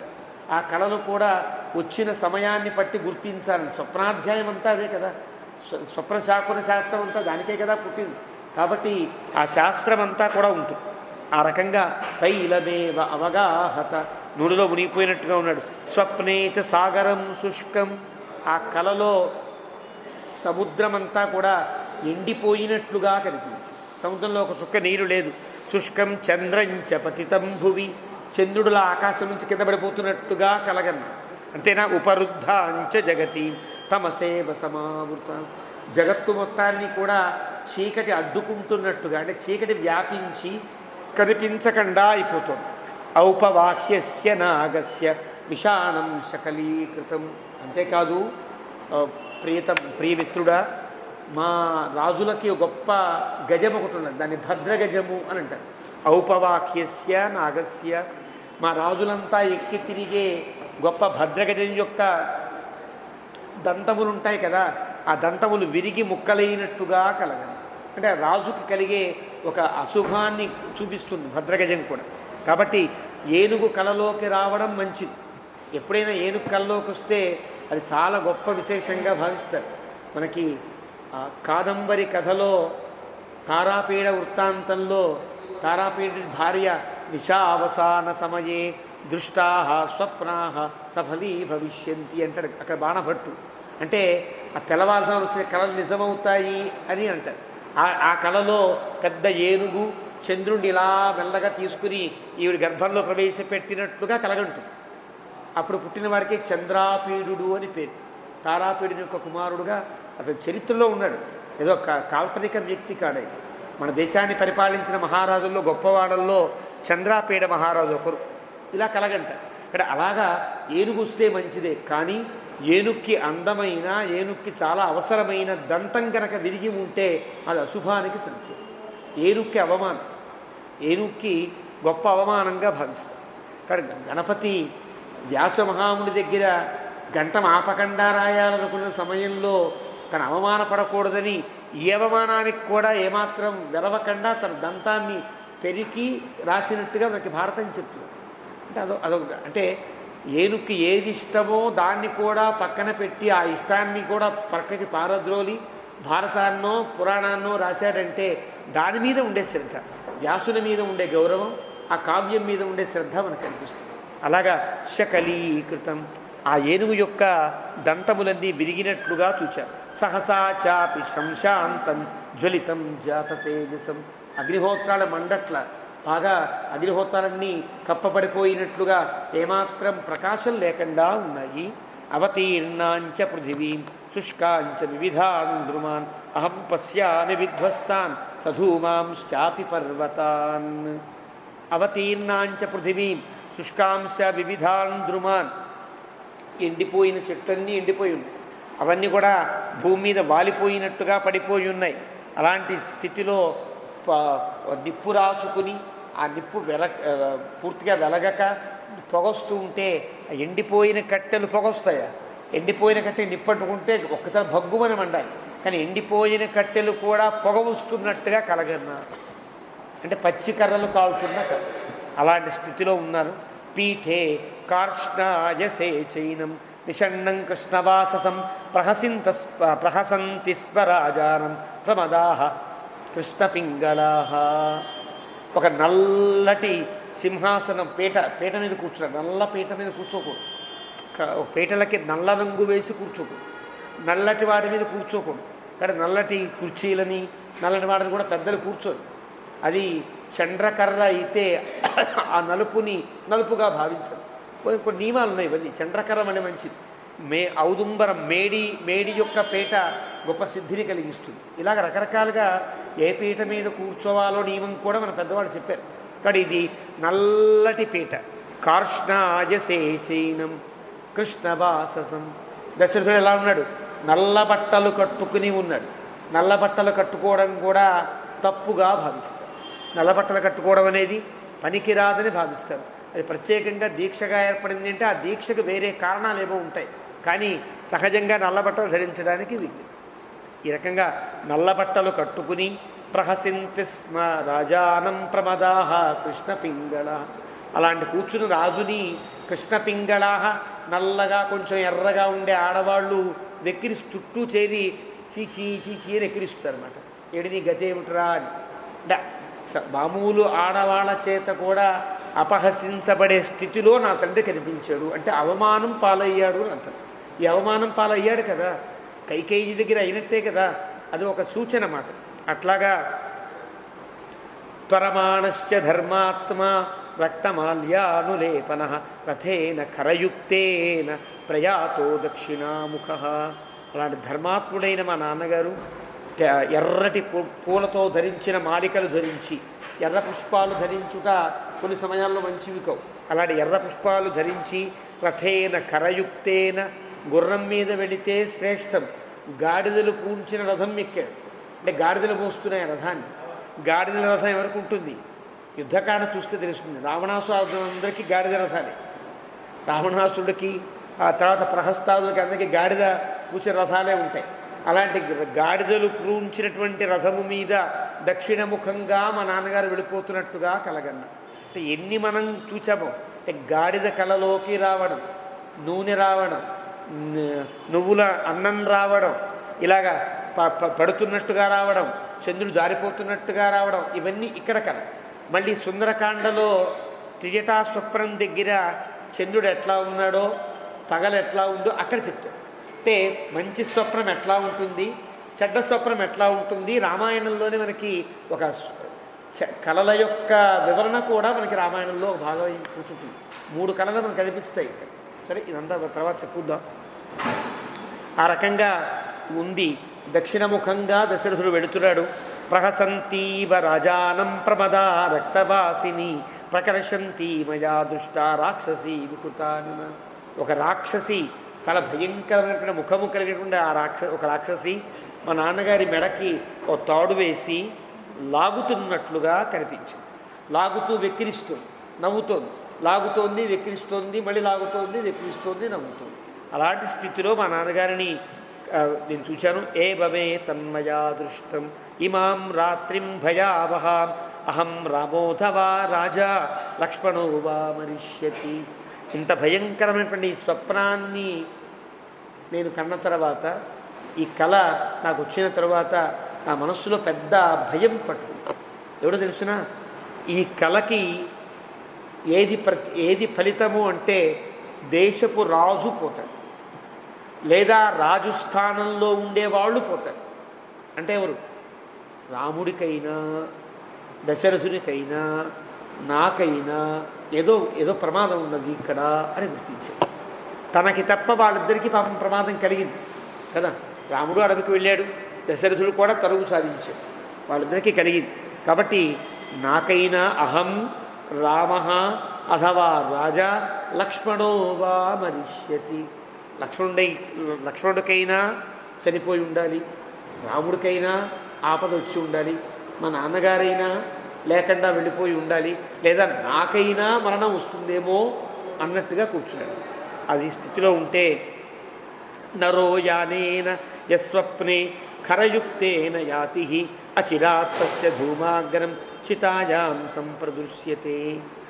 ఎవడు కలలో కనుక గాడిదలు పూంచిన రథమునెక్కి ఉన్నట్టుగా కలగంటాడో ఆ కళ వాడికి చావుకి సంకేతం కదా, చనిపోతాడనడానికి సంకేతం కదా అన్నాడు. అలాగా అచిరాత్తస్య ధూమాగ్రం, కొద్ది కాలంలోనే అతడు చితిలో పడి అతని పొగ పైకి లేచేటట్లుగా ఉంటుందంటే చనిపోతాడని అర్థం అన్నమాట. అలాంటి స్థితి కలుగుతుంది కదా. ఏతన్నిమిత్తం దీనోహం, దీనివల్ల నాకు చాలా దైన్యం పట్టుకుందయ్యా. అంటే ఇప్పుడు నేను బారే ఉన్నా, నాకేం కాల, ఎవరికై ఉండాలి ఇప్పుడు? లక్ష్మణుడికో రాముడికో తండ్రికో ఏదో అయిందనమాట. అది ప్రమాదాన్ని సూచన చేస్తోంది కదా, అది భయం కలిగిస్తోంది. పక్కన శత్రుఘ్నుడు ఉన్నాడు, అతనికేం కాలేదు కాబట్టి మీ ఇద్దరం సేఫ్, మీ ఇద్దరం బాగున్నాం. వాళ్ళకి ఏదన్నా అయి ఉంటుంది, ఆ ముగ్గురికి ఏదన్నా అయి ఉంటుంది అని ఒక అభిప్రాయం కలిగింది. ఆ రకంగా సుష్యతీవచ మే కంఠ నా స్వస్థమపి మే మనః, నా మనస్సు స్వస్థతగా లేదు, నా గొంతంతా మూగబోయినట్లుగా ఉన్నది, ఎండిపోయింది నా గొంతంతా. సుష్యతి ఇవ మే కంఠ న పశ్యామి భయస్థానం భయం చైవ ఉపధారయే భ్రష్టస్య స్వరయోగో మే ఛాయా చ ఉపహుతా మమ. భయస్థానం తెలియట్లా, అంటే ఎక్కడ ఈ ఉపద్రవం కలిగింది, ఎవరికి ఈ ప్రమాదం కలిగిందో తెలియట్లేదు కదా నాకు. రాముడికా తండ్రికా తెలియట్లా, కాబట్టి భయస్థానం తెలియట్లా, భయమేమో పెరిగిపోతోంది మనస్సులో. కాబట్టి భ్రష్టస్య స్వరయోగ, నా యొక్క గుంతంతా కూడా మాట్లాడడానికి కూడా వీలు కాకుండా గద్గదమైపోతోంది. అలా అలా అలా స్థితిలో ఉన్నాను. ఛాయా చ ఉపహత మమ, నా నీడ కూడా నన్ను చూసి భయపడుతున్నట్టుగా కనిపిస్తుంది నాకు అన్నాడు. అని జుగుప్సన్నివచ ఆత్మానం, నా మీద నాకు అసహ్యం పుడుతుంది. ఇంత పాడు కలగన్నానేమిటి, ఈ కళ వల్ల ఏదో ఒకటి జరుగుతుంది కదా, అంటే జరగడానికి సూచనగా ఉండే ఈ కళ నేను కన్నానంటే నా మీద నాకు అసహ్యంగా ఉంది మిత్రమా. జుగుప్సన్నివచ ఆత్మానం, నా మీద నాకు అసహ్యం పుడుతోంది. నా చపశ్యామి కారణం మాత్రం తెలియట్లేదు.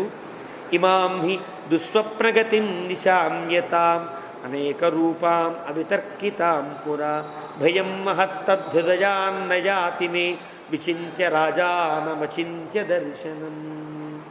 చివరి శ్లోకం. ఇలాంటి ఒక దుస్వప్నగతిని నేను విన్నాను, చాలా భయంకరమైనటువంటి స్థితి ఇది. అవితర్కితాం అంటే ఎలా తర్కించాలో నాకేం తెలియట్లేదు.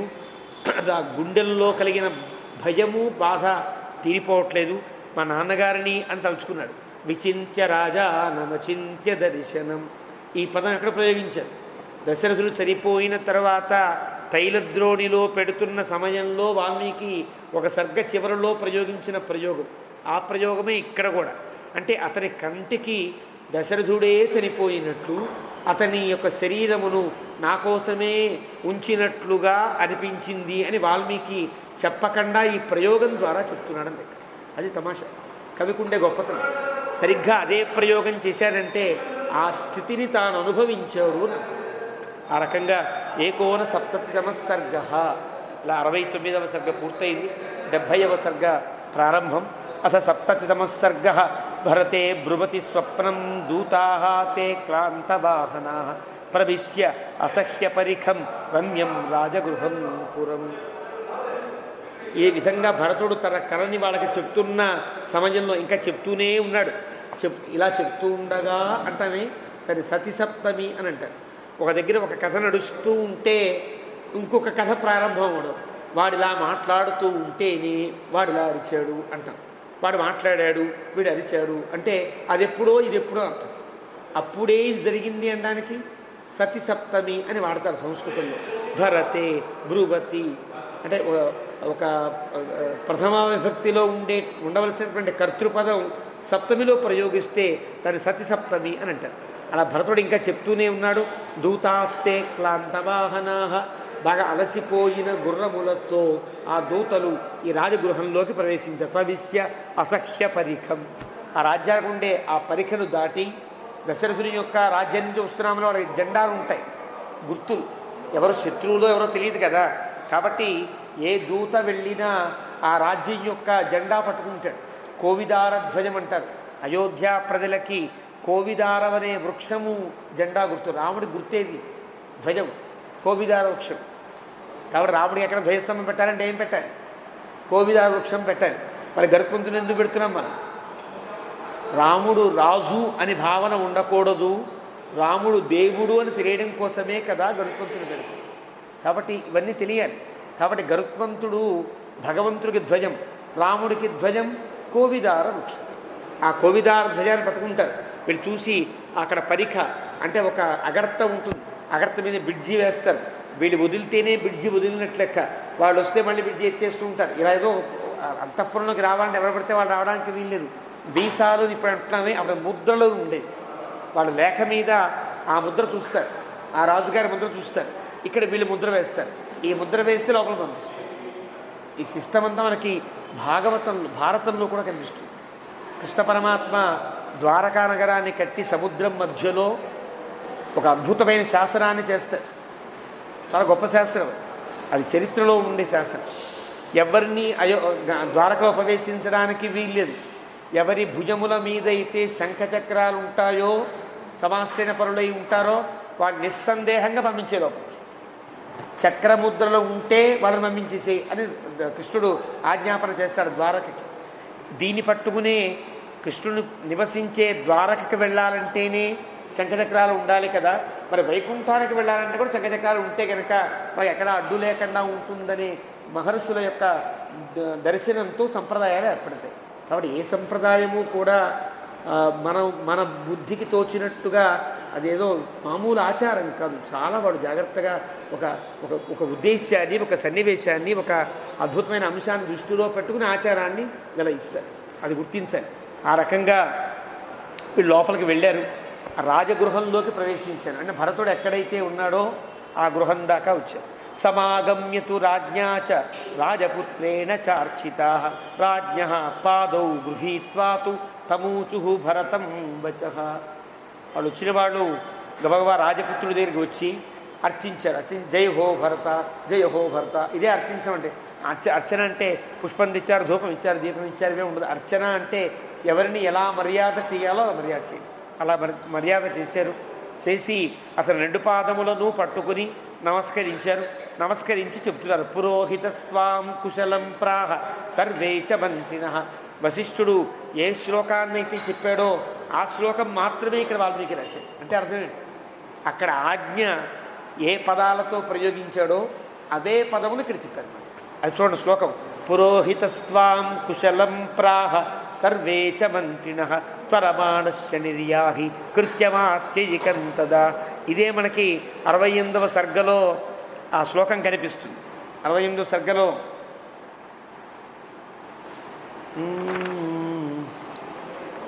సరిగ్గా అదే శ్లోకాన్ని ఇక్కడ వాల్మీకి ఇస్తారు. అంటే ఆయన ఎలా చెప్పాడో చెప్పింది చెప్పినట్టుగా ఒక అక్షరం కూడా కొత్త అక్షరం చేర్చకుండా చెప్పారు అని మనకు తెలియడం కోసం అదే శ్లోకాన్ని. మరి కొత్తగా శ్లోకం రాయలేక కాదు కదా వాల్మీకి, ఆ శ్లోకాన్ని ఇచ్చాడంటే అర్థం అలా మాట్లాడారు. దూతలు అంటే అలా ఉంటారు. వాడేదో 2 మాటలు మాట్లాడితే వీడు 3 మాటలు మాట్లాడి కోపం తెప్పించరు. అలా తెప్పించిన వాడెవడు? కృష్ణ పరమాత్మ. దూతగా వెళ్ళి వాళ్ళు చెప్పిన మాటల కంటే ఎగస్ట్రా మాటలు కలిపి వాళ్ళ కోపం వచ్చేట్టు చేసిన వాడు కృష్ణ పరమాత్మ. ఆయన ఇష్టం, ఆయన అలాగైనా చేయొచ్చు. ఇంకో దూత అయితే అలా చేయడానికి వీల్లేదు. కాబట్టి ఆయన దూతగా వెళ్ళడం ఇష్టపడ్డాడు. ఎవరిని పంపించాలంటే ఎందుకు నేనున్నా కదా, నువ్వెలా దూతగా పెడతావయ్యా, నువ్వు మాకు పూజనీయుడివి, నాకంటే గొప్పవాళ్ళు దూతగా పంపించచ్చా, పంపించకూడదా అన్నాడు ధర్మరాజు. లేదు, నాకు ఇష్టంగా ఉంది, నేనే వెళతా అన్నాడు. ఎందుకంటే ఎవరన్నా వెళితే సంధి చేసుకొస్తాడేమో, నేను కనుక వెళితే హాయిగా వాళ్ళందరినీ లేపేయడానికి అవకాశం ఉంటుందని ఈయనే దూతగా వెళ్ళి. మన పెద్దలు చెప్తారు, ఇది భారతంలో ఉన్నదే, కొత్తగా చెప్పేది, సరదా కోసం చెప్పే మాట కాదు. ఎవరన్నా వెళితే సంధి కుదిరి వాడు రాజై ధర్మరాజు అడుక్కు తినేటట్టుగా అయిపోతాడు. ధర్మరాజు ఉండే అని 4-5 గ్రామాలు చాలు, మా తమ్ముడికి చిన్న గ్రామం, నాకు ఒక కుగ్రామం చాలు, మేమంత గ్రామాధికారులుగా ఉండిపోతాం, మాకు రాజ్యాలు అక్కర్లేదని నమ్మించాడు. ఇది కనుక జరిగితే మంచివాడు రాజు కాడు, చెడ్డవాడు రాజు అవుతాడు, మంచివాడేమో సేవకుడు అయిపోతాడు. ఇలా కాకూడదు. మంచివాడు పీఠం ఎక్కాలి, చెడ్డవాడు దిగాలి, చెడ్డవాడు లేకుండా పోవాలి. ఇది కృష్ణుడి యొక్క తంత్రం. కాబట్టి ధర్మం తప్పినా ధర్మాన్ని స్థాపించే గొప్ప తత్వం కృష్ణుడు. ధర్మం తప్పకుండా అధర్మమైనా దాన్ని ధర్మంగా భావించగలిగి ఉండేటువంటి తత్వం రాము. ఎలాంటి స్థితినైనా ధర్మాత్మకం చేయగలిగిన వాడు రాముడు. అధర్మాన్ని కూడా ధర్మంగా నిరూపించి అధర్మం చేస్తూ ధర్మాన్ని స్థాపించేవాడు కృష్ణుడు. లీల మాయ అవతారముల యొక్క అందం. ధర్మం కోసం తాను కష్టపడ్డా ధర్మాన్ని పాటించేవాడు రాముడు. తాను కష్టపడకుండా ఎవరు కష్టపడినా పర్వాలా, ధర్మం నిలవాలని అధర్మాన్ని చేసేవాడు కృష్ణ పరమాత్మ. ఇది చాలా తమాషా. భారతంలో కృష్ణుడు చెప్పినటువంటి ఆ సలహాలు కానీ ఆయన చెప్పినవి మాత్రమే చూస్తే కృష్ణుడు చాలా కుతంతుడేమో అనిపించేటట్టుగా ఉంటాయి. కానీ ఒక్కొక్క పనికి దాని పర్యవసానం చూస్తే అబ్బాయి తెలివైనవాడు అనిపిస్తుంది. ఈరోజు మన ప్రధానమంత్రి గారు చేసేవి కొంతమందికి అలా అనిపించవచ్చు కదా, కానీ ఆ తంత్రములన్నీ కూడా అద్భుతమైన ఫలాలను దేశానికి అందిస్తున్నాయే, చూస్తున్నాం కదా, అలా అందిస్తాయి. అలాంటి ఒక తంత్రం లోకానికి దేశానికి అవసరం. అది కృష్ణ పరమాత్మ నేర్పిన గొప్ప రాజకీయ తంత్రం. ఆ తంత్రం నడుస్తుంది. ఆ రకంగా ఇక్కడ ఆ రాజుగారు ఏం చెప్పారో అవే మాటలతో, వశిష్ఠుడు ఏం చెప్పాడో అవే పదములతో దూతలు పలికారు. అయ్యా, వశిష్ఠ మహర్షి నీ కుశలాన్ని అడిగాడు. అందరు మంత్రులు కూడా నేను అడిగినట్టుగా చెప్పమన్నారు. త్వరమాణస్య నిర్యాహి, నీ దగ్గర ఉండే వాళ్ళందరినీ అడిగినట్టుగా చెప్పమన్నారు. తొందరగా రమ్మన్నారు. నీవే చేయవలసిన పని ఏదో అక్కడ ఉన్నదిట, తొందరగా బయలుదేరి రావాల్సింది అని చెప్పి ఊరుకున్నారు. అయితే ఇమాని చ మహార్హాణి వస్త్రాణి ఆభరణాని చ పరిగృహ్య విశాలాక్ష మాతులస్య చ దాపయ. ఇదిగో మంచి బట్టలు ఆభరణాలు పంపించారయ్యా, నీకిమ్మన్నారు. నిన్ను మీ మేనమామ గారికి ఇమ్మన్నారు, నీకివ్వలా బట్టలు, నీ చేత మేనమామకి బట్టలు ఇప్పించి నేను తీసుకురమ్మన్నారు అని చెప్పారు. మాతులస్య చ దాపయ, నీ మేనమామ గారికి బట్టలన్నీ ఇమ్మన్నారయ్యా. అత్ర 20 కోట్యస్తు నృపతే మాతులస్యతే 10 కోట్యస్తు సంపూర్ణా తథైవ చ నృపాత్మజ. 20 కోట్ల వరహాలు ఇవ్వమని చెప్పారు. 10 కోట్ల వరహాలు ఈ గతంలో ఇచ్చారు. 10 కోట్ల వరహాలు ఇప్పుడు ఇచ్చేస్తున్నారు. అంటే ఏదో చిన్న ఒప్పందం వాళ్ళకి ఏదో ఉంది, మనకు తెలియదు. రాజకీయ ఒప్పందాలు ఏవో ఉంటాయి కదా, ఆ రకంగా ఇగో 10 కోట్ల వరహాలు మీ మేనమామ గారికి ఇమ్మన్నారని ఇచ్చేసారు. ఆ ఇచ్చిన తరువాత ప్రతిగృహ్యేచ తత్సర్వం స్వనురుక్త సుహృజ్జనే దూతానువాచ భరత కామై సంప్రతిపూజ్యతాన్. అవన్నీ కూడా తీసుకున్నాడు. వాళ్ళు చెప్పినట్టుగా దూతానువాచ, ఆ దూతల్ని ఇలా అంటాడు. కశ్చిత్ సుకుశలీ రాజా పితా దశరథో మమ కచ్చిచ్చ అరోగతారామే లక్ష్మణే చ మహాత్మని. ముగ్గురు గురించి అడిగాడు. మా నాన్నగారికి ఎలా ఉంది ముందు, మా రాముడికి ఎలా ఉంది, లక్ష్మణుడు ఎలా ఉన్నాడు, ఇది అడిగిన ప్రశ్న. అంటే తాను ఎవరి మీద అయితే అనుమానం వచ్చిందో వాళ్ళ ముగ్గురి యొక్క క్షేమాన్ని అడుగుతున్నాడు. మా నాన్నగారు బాగున్నారు కదా, మా తండ్రి గారు, రాముడికి ఎలాంటి ఆపద లేకుండా రాముడు ఉన్నాడు కదా, లక్ష్మణుడు జాగ్రత్తగా ఉన్నాడు కదా అని అడిగాడు.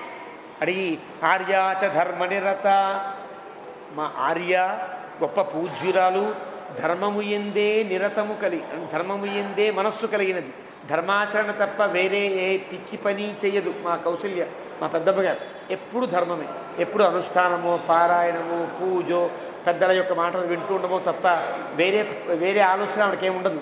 టీవీ పెట్టుకోవడం, సీరియల్స్ ఇవేవో ఉండవు. హాగా ఎప్పుడూ ఆ పెద్దల దగ్గర మాటలు వినడమే ఉంటుంది. అలాంటి స్థితిలో ఉండే ఆ ధర్మనిరత, అలా ఉండేటువంటి ఆ తల్లి ఒక మాట కాదు, ధర్మనిరత, ధర్మజ్ఞ, ధర్మదర్శిని, 3 పదాలు ప్రయోగిస్తాడు భరతుడు. అంటే ధర్మం ఎలా ఉండాలో తెలిసిన, ధర్మము బాగా తెలిసిన ఆవిడ, ధర్మాన్ని చెప్పగలిగిన అలాంటి కౌశల్య. అంటే 3 విశేషణాలు ఆ పెద్దమ్మగారికి వేశారు. ఆ తర్వాత చూడండి, ఆ వేసిన తర్వాత అరోగా చాపి కుశల కౌసల్య మాతా రామస్య ధీమత. ఆరోగ్యంగా ఉంది కదా మా పెద్దమ్మగారు, ధీమంతుడైన బుద్ధిమంతుడైన జ్ఞానవంతుడైన మా రాముని యొక్క తల్లి కదా, క్షేమంగా ఉన్నదా ఆవిడ అని. కశ్చిత్ సుమిత్రా ధర్మజ్ఞ జననీ లక్ష్మణస్య శత్రుఘ్నస్య చ వీరస్య సారోగా చాపి మధ్యమా. మా మధ్యమాంబ, మధ్యలో ఉండేటువంటి తల్లి ఉన్నదే సుమిత్రాది. ఆ సుమిత్ర ఎలా ఉన్నది? ఆవిడ ధర్మజ్ఞ, చాలా ధర్మాలు తెలిసిన ఆవిడ, ధర్మాలు చెప్పే ఆవిడ కాదు. ఆ పెద్ద ఆవిడైతే ధర్మాలు బోధిస్తుంది. ఈవిడ ఎన్ని తెలిసినా గుంభనంగా ఉంటుంది అంతగా, అన్ని తెలిసిన ఆవిడ ధర్మజ్ఞ అలా ఉంటుంది. అలాంటి ఆవిడ మా లక్ష్మణస్వామికి శత్రుఘ్నుడికి కూడా తల్లి కదా, ఆవిడ జాగ్రత్తగా ఉన్నదా అని చెప్పి మా అమ్మగారు ఎలా ఉన్నారని అడగాలి కదా. అక్కడ ఏం జరిగిందో భరతుడికి ఏం తెలియదు, ఆవిడ ఎంత హఠం చేసిందో తెలియదు. రాజ్యం కోసం తన కుమారుడికి పట్టాభిషేకం చేయడం కోసం తండ్రికి ఎంత అవమానాన్ని కలిగించిందో భరతుడికి ఏం తెలియదు. రాముడు అడవికి వెళ్ళాడని తెలియదు, ఎంత భీష్మించిందో ఎంత గొడవ చేసిందో ఏమీ తెలియదు. కానీ అడుగుతున్నాడు, ఆత్మకామ సదా చండీ క్రోధన ప్రాజ్ఞమానిని అరోగా చాపి మే మాత కైకేయీ కిమువాచ. అది అంటే దీన్ని బట్టి కైకేయి ఎంత చెడ్డదో మనం గుర్తించవచ్చు. అంటే ఈ సందర్భాన్ని బట్టి కైకేయిని తప్పుగా భావించేవాళ్ళం అండి. ఈ సందర్భమే జరగకపోతే గనక రాముడికి ఇంత గొప్పతనం కలిగేదా? కాబట్టి రాముడికి ఇంత గొప్పతనాన్ని కలిగించిన ఆవిడ కైకేయి కాబట్టి కైకేయి చాలా గొప్పది అని చెప్పే సందర్భాలు ఉంటాయి. ఇది గనక ఈ దశరథుని మరణానికి కానీ రాముడి వనవాసానికి కానీ అయిన తర్వాత మనం చెప్పే మాట. కారణమని తెలియదు భరతుడికి, చిన్నప్పటి నుంచి ఎలా పెంచిందో తెలుసు, ఏం మాట్లాడుతుందో తెలుసు. ఎవరి దగ్గరికి వెళ్ళకు, స్నేహం చేయకు, వాడు మనకంటే గొప్పవాడు కాదు, రాముడు నీవే రాజు అవుతావు, రాముడు నీ తర్వాతే అన్నట్లు ఏవో చెప్తూ ఉండేదాన్ని, నచ్చేవి కావు. కాబట్టి ఆత్మకామ అంటే తనకే అన్నీ కావాలి, తనే గొప్పదైపోవాలి, ఇతరులు ఎవరు ఎదగకూడదనే అభిప్రాయం మొదటి నుంచి ఉందన్నమాట. కన్న కొడుకు చెప్తున్నాడు, ఎవరితో? దూతలతో చెప్తారా ఈ మాట? అంటే ఎంత ఫ్రస్ట్రేషన్కి గురైతే, అంటే ఎంత ఆందోళన పడుతూ ఉంటే, అంటే ఒక ప్రమాదం జరిగింది, తండ్రి గారికి ఏదో ఆపద జరిగింది, ఆ తండ్రి గారి ఆపదకి కారణం మా అమ్మే అయి ఉంటుంది అని ఇంత ఎనాలిసిస్ చేస్తే తప్ప భరతుడు ఈ మాటలు అనలేడు. అంటే భరతుడి యొక్క స్వప్నం నిజము అని గుర్తించేశాడు. ఆత్మకామ అంటే తన స్వార్థం, తనకే అన్నీ కావాలి అనేటువంటి కోరిక కలిగిన మా అమ్మ అంతేనా? సదా చండీ, సదా ఎప్పుడు కూడా చండీ, గయ్యాడి. తెలుగులో గయ్యాడి అంటాం కదా, ఏడిపించేవాళ్ళు గయ్యాడి. ఎవరు తనని ఇష్టపడుతున్నారో, ఎవరి ఇష్టాన్ని తాను పొందాలో, ఆ ఇష్టం పొందవలసిన వ్యక్తిని ఎప్పటికప్పుడు చీటికి మాటికి ఏడిపిస్తూ ఉంటే, తగ్గుతనం చేస్తూ ఉంటే, వాడిని రాచి రంపాన పెడుతూ ఉంటే ఆవిడని గయ్యాడి అని అంటారు. సదా చండీ అలాంటి ఆవిడ. అంటే ఇంత చండీ కాబట్టే కదా దశరథుడిని ఇంత ఏడిపించింది. ఈ రెండు అంటే రెండు విశేషణాలు జరిగిన కథకి అన్వయాలు ఇవన్నీ. ఆ తరువాత ఇంకా క్రోధన. చండీ అంటే ఏడిపిస్తుంది, గయ్యాలి, కోపం తెప్పించే ఆవిడ, కోపంగా కనిపిస్తుంది, కోపం తెప్పిస్తుంది. క్రోధన తన పని గనక కాకపోతే అంత కోపంతో ప్రవర్తిస్తుంది. క్రోధన ప్రాజ్ఞమానిని అంటే తన పని నెరవేర్చుకోవడం కోసం ఎంత గొప్పవాడినైనా తృణీకరిస్తుంది. నువ్వు చచ్చినా పర్వాలా, రాముడు అడవికి వెళ్ళాల్సిందే కదా కైకేయి మాట. ఎంత దుర్మార్గం అది! ప్రాజ్ఞమానిని అంటే అర్థం, నేను చాలా గొప్పదాన్ని, నాకంటే ఎవరు గొప్పవాడు లేరు, దశరథులు కూడా నాకంటే తక్కువే అన్నంత తనకి తాను గొప్పదనుకుని ఎంత గొప్ప వాళ్ళనైనా అవమానపరచగలిగే స్థితిలో ఉండే మా అమ్మ బాగుందా? ఇలా అడుగుతారా? ఇలా అడిగారు. స్వార్థపరురాలు, గయ్యాళి, కోపంతో ఉండేది, అందరినీ అవమానపరిచే మా అమ్మ అరోగా సుఖంగా ఉందా? మాతా కైకేయీకి మువాచ.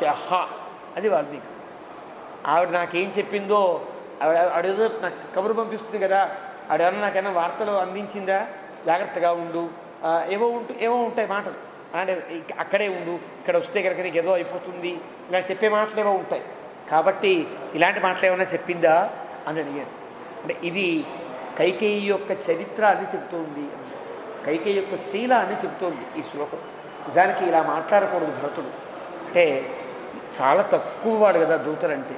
దూతలంటే చాలా చిన్న సేవకులు అంటారు. వారి ముందు కూడా ఆపుకోలేని స్థితిలో భరతుడు. అంటే అతనికి పూర్తిగా ఒక దృశ్యమంతా తన కళ్ళ ఉందన్నమాట. పైగా వీడు రాగానే ఏం చెప్పారు, పురోహితుడు నిన్ను కుశలము అడిగాను అన్నాడు. ఎప్పుడు అడుగుతాడు పురోహితుడు? మీ నాన్నగారు అడిగినట్టు చెప్పమన్నారండి అనాలి కదా. వశిష్ఠుడు గొప్పతనం అదే. ఆ శ్లోకం చెప్పిన ఆ సందేశం ఇచ్చిన దాంట్లో మీ నాన్నగారు అడిగినట్టు చెప్పమన్నారని అబద్ధం చెబితే వేరేలా ఉంటుంది.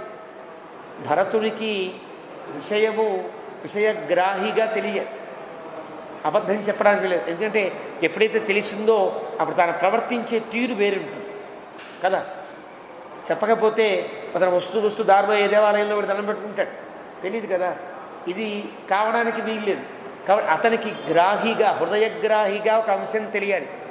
వశిష్ఠ మహర్షి నిన్ను కుశలము అడిగెను, మంత్రులందరూ అడిగెను, తొందరగా రమ్మనెను, నీవే చేయవలసిన పని ఏదో ఉన్నది.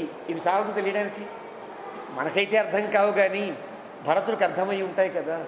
కాబట్టి ఇదంతా అడిగాడు.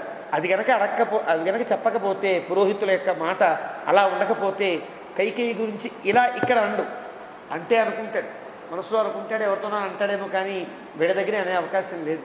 అంటే బయటపడిపోతే, భరతులు కనుక బయటపడితే వాళ్ళు చెప్పేస్తారు కదా, అవునండో ఈ భోర్ నేర్చి నిజమేనండి ఇంత అయింది అని చెప్తారేమో అని భావించాడు. వీళ్ళు ఇంకా జాగ్రత్తగా ఉన్నారు. వశిష్ఠుని యొక్క ఆజ్ఞ అట్లాంటిది కదా, వీళ్ళెవరు నోరు విప్పల, జాగ్రత్తగానే ఉండరు.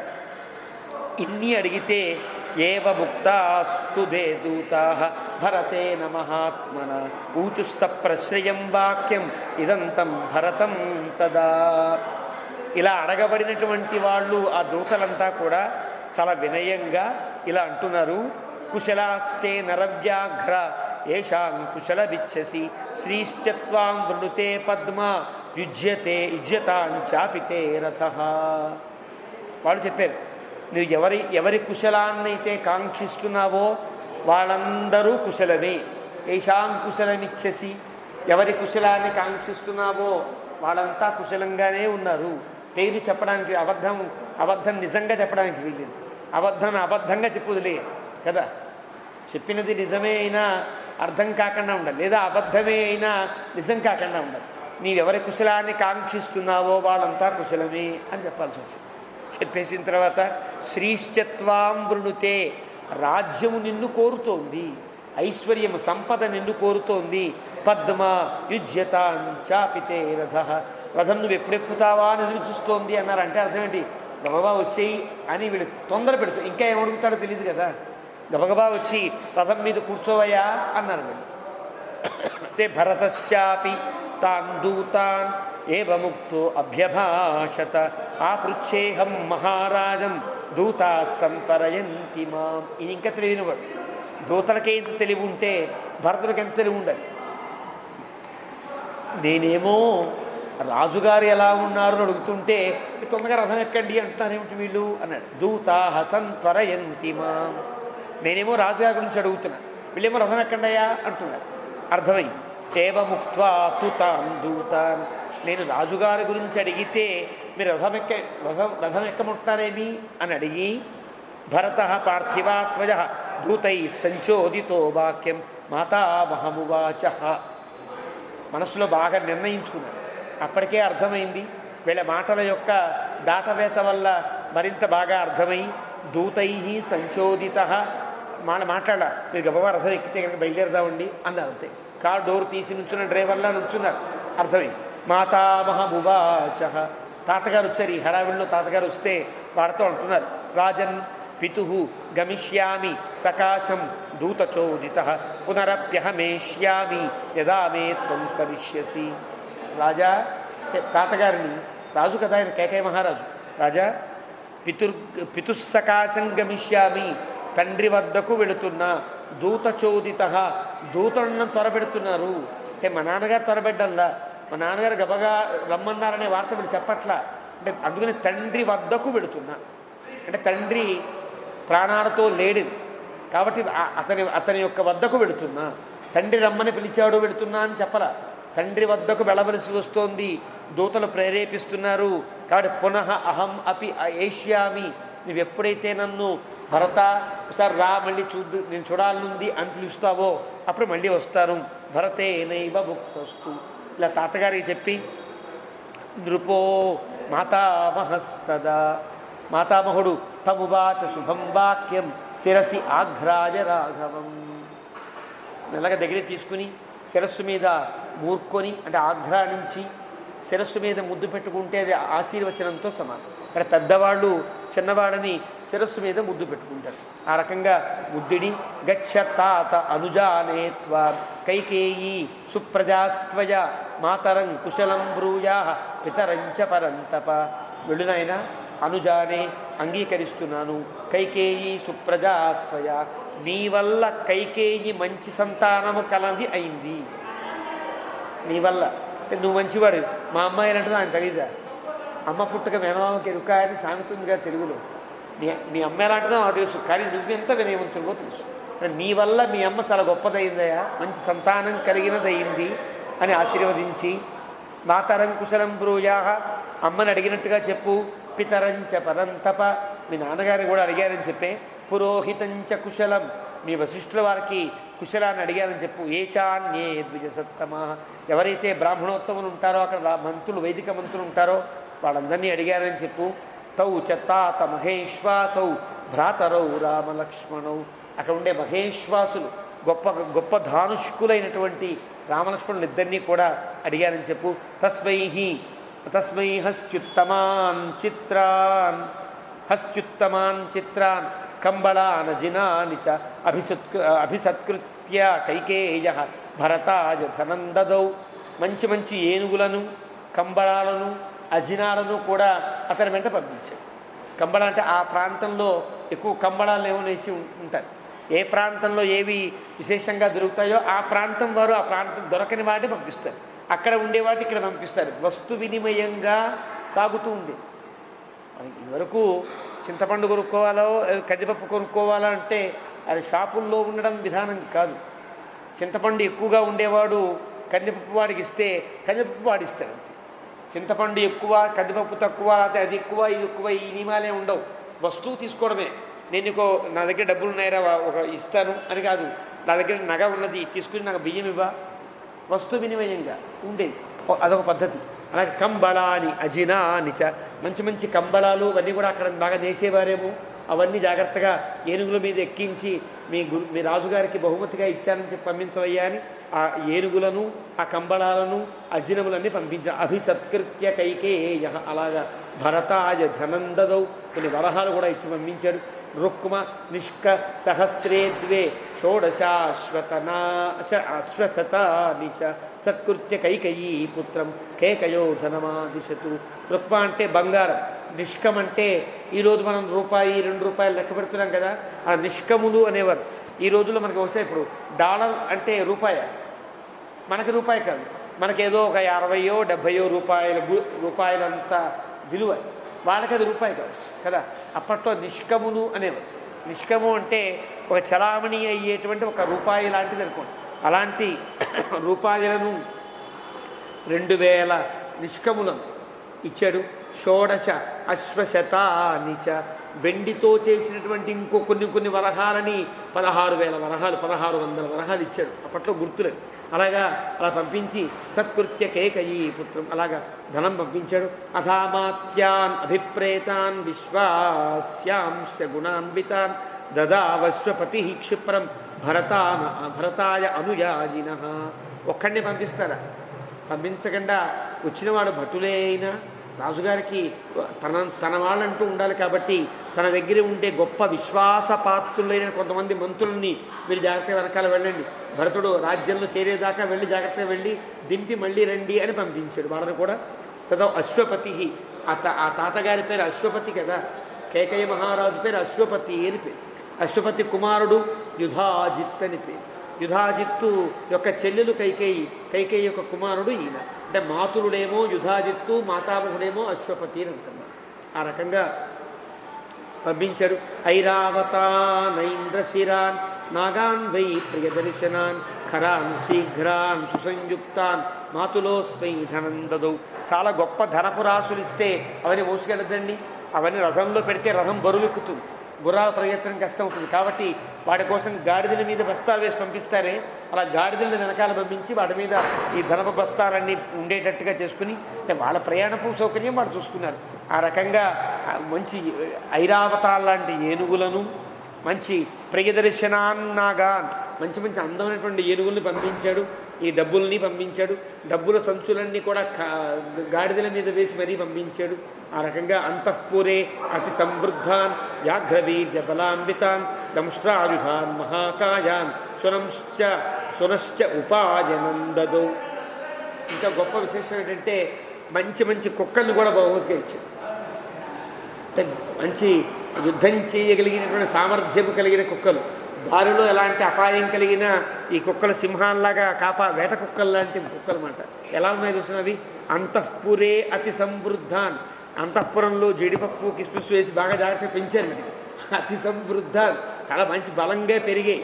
అంతేనా వ్యాఘ్ర వీర్య బలాన్వితాన్, అంటే పులికి ఉండేటువంటి అంత పరాక్రమంతో అంత గాండ్రింపుతో ఉండేది. అంటే చూస్తే పులులా అనిపించేటట్లుగా పెంచాడు. అలాంటి కుక్కలు, రకరకాల కుక్కలు కదా.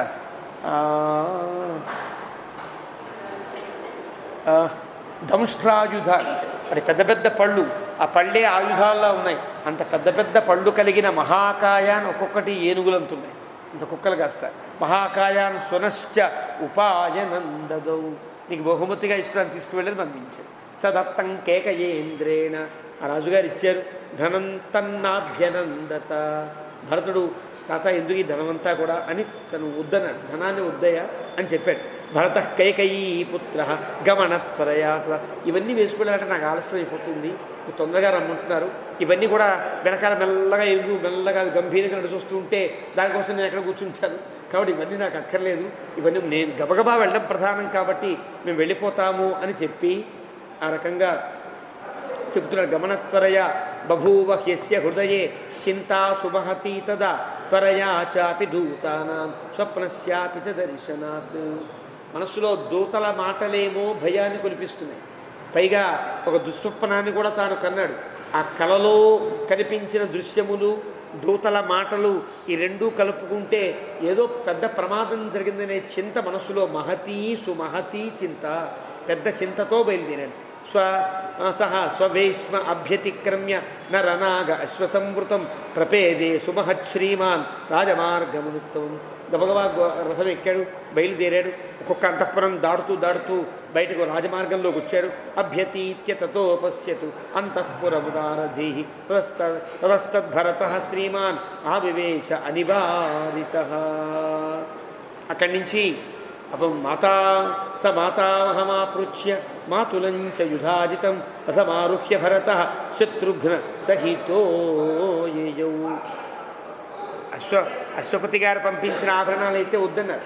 మరి మాతులుడు ఉన్నాడు కదా, మేనమామ చెప్పకుండా వెళ్ళకూడదు కదా.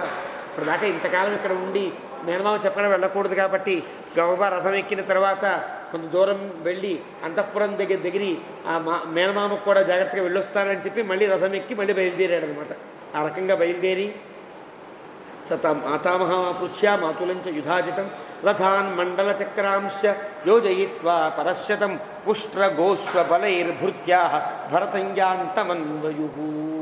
భరతుడు బయలుదేరగానే ఆ ప్రాంతంలో ఉండేటువంటి ఆ సైనికులంతా కూడా, రాజపుత్రుడు కదా ఇతను, వీళ్ళకి సంతానంలో ఉన్నటువంటి వీళ్ళకు కూడా సంతానం కాబట్టి, రాజకుమారుడు, ఒక రాజు చక్రవర్తి గారి కుమారుడు కాబట్టి నాకు ఇచ్చే మర్యాద ఇవ్వాలి కాబట్టి ఇలాంటి సెక్యూరిటీ వాళ్ళంతా ఆ పక్క ఈ పక్క రకరకాల బండ్లు వేసుకొచ్చినట్లుగా వాళ్ళు కూడా ముష్ట్ర గోష్వ బలైర్భృత్యా, గుర్రాల మీద ఎక్కిన వారు కొంతమంది, పెద్ద పెద్ద భయంకరమైన ఎద్దుల మీద ఎక్కి కొంతమంది ఒంటెలు ఉన్నాయి ఆ ప్రాంతంలో, ఒంటెల మీద ఎక్కిన వాళ్ళు కొంతమంది. అలాగా భరతుడిని అన్వయయుహు, కొంత దూరం దాకా వాళ్ళు కూడా అన్వయించారు. బలేన గుప్తో భరతో మహాత్మా సహార్యకస్య ఆత్మసమైరమాత్యై ఆదాజి శత్రుఘ్నమపేత శత్రు గృహాద్యయౌ సిద్ధ ఇవేంద్రలోకాత్. ఆ రకంగా సెక్యూరిటీ వారంతా బలేన గుప్త, సెక్యూరిటీ వారంతా రక్షిస్తూ ఉండగా గొప్ప రక్షణలో భరతుడు అనేటువంటి మహాత్ముడు సహ ఆర్యకస్య ఆత్మసమైరమాతే తన తాతగారికి మంచి విశ్వాసపాత్రులైన మంత్రులు తన వెంటరాగా ఆదాయ శత్రుఘ్నం శత్రుఘ్నుణ్ణి తీసుకుని అపేత శత్రు ఏమాత్రం శత్రువు లేనివాడు ఎక్కడా కూడా అతనికి చెడ్డవాడు అనేవాడే లేడు భరతుడికి. భరతుడు చాలా మంచివాడని పేరు. రాముడికి ఎంత మంచి పేరో భరతునికి అంత పేరు. భరతుడిని ఎవ్వరూ పల్లెత్తి మాట అనేవారు కారు అని వాల్మీకి ఇక్కడ చెప్పడానికి గల కారణం ఇక్కడి నుంచి అన్ని తిట్లే భరతుడు. ఇక్కడ దాకా ఏ శత్రువు లేని భరతుడు అంటే అర్థం ఏంటి? ఇకపైన అందరూ శత్రువుగా పరిగణిస్తారు. ఎందువల్ల? రాముణ్ణి అడవికి వెళ్ళడానికి ఈయనే కారణమని తిడతారు.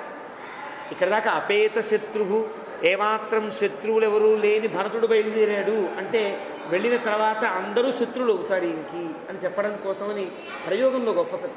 ఇది ఆ కవి యొక్క ప్రయోగంలో ఉండే అద్భుతమైనటువంటి అంశాలు ఇవన్నీ కూడా. అలాగా ఆదాయ శత్రుఘ్నం శత్రుఘ్నుడిని తీసుకుని, శత్రుఘ్నుడికి అసలు వ్యక్తిత్వమే లేదా, శత్రుఘ్నుడు బయలుదేరాడు అన్నాడు వాల్మీకి. అయోధ్యాకాండ ప్రారంభంలో కూడా నీత ప్రీతి పురస్కృత భరతుడు శత్రుఘ్నుడిని ప్రీతిగా తీసుకుని వెళ్ళాను అంటాడు. ఏదో సంచి బ్యాగ్ తీసుకెళ్ళినట్టుగా. మళ్ళీ ఇక్కడ కూడా మళ్ళీ శత్రుఘ్నుడిని తీసుకుని బయలుదేరను అంతే. శత్రుఘ్నుడు ఒక్క మాట లేదు ఇక్కడ కదా. శత్రుఘ్నుడు అంత విధేయంగా ఉంటాడు. తమాషా ఏదో మాయాబజార్ సినిమాలో తక్షణ కర్తవ్యం అదే ఒకే డేలాగా ఉంటుంది మా ఇద్దరికి కదా. అలాగా పాప ఏ పాట ఉండదు శత్రుఘ్నుడికి. అంటే ఎందువల్ల? శత్రుఘ్నుడి యొక్క గొప్పతనాన్ని తర్వాత చూడవచ్చు. ఎప్పుడూ మౌనంగా ఉండేవాడు ఒక్కసారి గొంతు విప్పితే, మాట విప్పితే అది ఎంత ప్రభావవంతంగా ఉంటుందో మందర సమీపంలో శత్రుఘ్నుడి యొక్క పరాక్రమాన్ని మనం గమనించవచ్చు. కవి రాసేటప్పుడు ఆ వ్యక్తిత్వాన్ని అలా ఔచిత్యాన్ని కాపాడుతూ వచ్చి ఒక్కసారి పేలుస్తాయి. అద్భుతం అనిపిస్తుంది. ఆ దృశ్యం చూస్తే రాముడు కాదు హీరో, శత్రుఘ్నుడేమో అనిపించేటట్టుగా ఆ పాత్ర పండించబడుతుంది. ఆ ఘటన దగ్గర మనం చెప్పుకునే ప్రయత్నం చేద్దాం. ఇక్కడ మాత్రం ఆదాయ శత్రుఘ్నం శత్రుఘ్నుణ్ణి బ్యాగ్ తీసుకున్నట్లుగా, ఒక అచేతన వస్తువు పట్టుకున్నట్లుగా పట్టుకుని అపేత శత్రు గృహాత్ యయౌ సిద్ధ ఇవేంద్రలోకాత్ ఇంద్రలోకము నుండి సిద్ధుడైన వాడు ఎలా అయితే బయలుదేరతాడో ఎంత గొప్ప ఉపమానము. అంటే ఇక్కడ ఎక్కడ ఉన్నా అతను గొప్ప సిద్ధిని పొంది ఉన్నవాడు భరతుడు. ఇంద్రలోకము నుండి సిద్ధుడైన వాడు ఎలాగైతే ఇంటికి ఎంత పరిపూర్ణంగా బయలుదేరతాడో అంత పరిపూర్ణంగా బయలుదేరాడంటే ఇక్కడ ఎలాంటి చెడ్డ పేరు లేదానికి, ఎలాంటి నువ్వు రాజు అవుతావని చెప్పిన వాళ్ళు ఎవరూ లేరానికి. వాళ్ళందరికీ ఈ యొక్క వ్యక్తిత్వం తెలుసు కాబట్టి ఒక కైకేయి తప్ప, కైకేయి తండ్రి కానీ మేనమామ అన్నయ్య కానీ ఎవరు కూడా భరతుడికి ఎలాంటి సమాచారాన్ని ఇవ్వాల. కాబట్టి ఇతను ఫ్రెష్గా ఉన్నాడు. తన అభిప్రాయం ఏదో దాన్ని వాడు గౌరవించారు. భరతుని యొక్క ప్రవర్తనని బట్టి భరతుడు ఎలా ఉండాలనుకుంటున్నాడో ఆ రకంగా అతని ప్రవర్తనకు అనుగుణంగానే వారంతా అతను ప్రేమించారు తప్ప నువ్వు అలా ఉండడానికి వీల్లేదు, రాముడికి ఎంత విధేయంగా ఉంటే ఎట్లా, రాముడి కంటే నీవే గొప్పవాడి కావాల్సి ఉన్నది, మీ నాన్నగారు నాకు వాగ్దానం చేశారు అనేటి చెప్పుడు మాటలు ఏమీ చెప్పాల. అది మాట తమాషా. కాబట్టి సిద్ధ ఇవేంద్రలోకాత్ నిజానికి వాగ్దానం ఎవరికి చేశారు? దశరథుడు అశ్వపతికి వాగ్దానం చేసింది దశరథుడు వాళ్ళ మామగారికి చేశాడు. మీ అమ్మాయికి పుట్టే పిల్లవాడికి రాజ్యాన్ని ఇస్తాను. వాగ్దానం తీసుకున్నవాడు అశ్వపతి, కానీ అశ్వపతికి ఉద్దేశం లేదు. అంటే అర్థం దశరథుడు గొప్పవాడు, అది ధర్మంగా ఉంటాడు, అతనికి పుట్టిన రాముడు ఇంకా ధర్మాత్ముడు, అతడే రాజు కావాలి అని వీళ్ళు కూడా ఉద్దేశం. ఒక కైకేయికి మాత్రమే పుట్టించబడిన దుర్బుద్ధి ఇది అని చెప్పడం కోసమని సిద్ధ ఇవేంద్రలోకాత్ ఇంద్రలోకము నుండి సిద్ధిని పొందినవాడు ఏ విధంగా అయితే తన ఇంటికి బయలుదేరతాడో అలా బయలుదేరాడు అని వాల్మీకి ఈ 70వ సర్గని ముగించారు. 70వ సర్గని ముగించారు. మళ్ళీ రేపటి రోజున మనకి ఉపన్యాసం ఉండదు. అనుకోకుండా హైదరాబాద్ వెళ్ళవలసి వచ్చింది కాబట్టి మళ్ళీ బుధవారం నాడు మన రామాయణ ప్రవచనంలో రాముని యొక్క చరిత్ర వినే అదృష్టాన్ని పొందుదాం. ఏవమే తత్పురావృత్తం ఆఖ్యానం భద్రమస్తు ప్రవ్యాహరత విశ్రబ్ధం బలం విష్ణో ప్రవర్ధతాం లాభస్తేషాం జయస్తేషాం కుతస్తేషాం పరాభవ येषामिन्दीवरस्यामो हृदयस्थो जनार्दनः काले वर्षतु पर्जन्यः पृथिवी सस्यशालिनी देशोऽयं क्षोभरहितः ब्राह्मणाः सन्तु निर्भयाः कावेरी वर्धतां काले काले वर्षतु वासवः श्रीरङ्गनाथो जयतु श्रीरङ्गश्रीश्च वर्धतां तस्य प्रजाभ्यः परिपालयन्तां न्याय्येन मार्गेण महीं महिषाः गोब्राह्मणेभ्यः शुभमस्तु नित्यं लोकाः समस्ताः सुखिनो भवन्तु।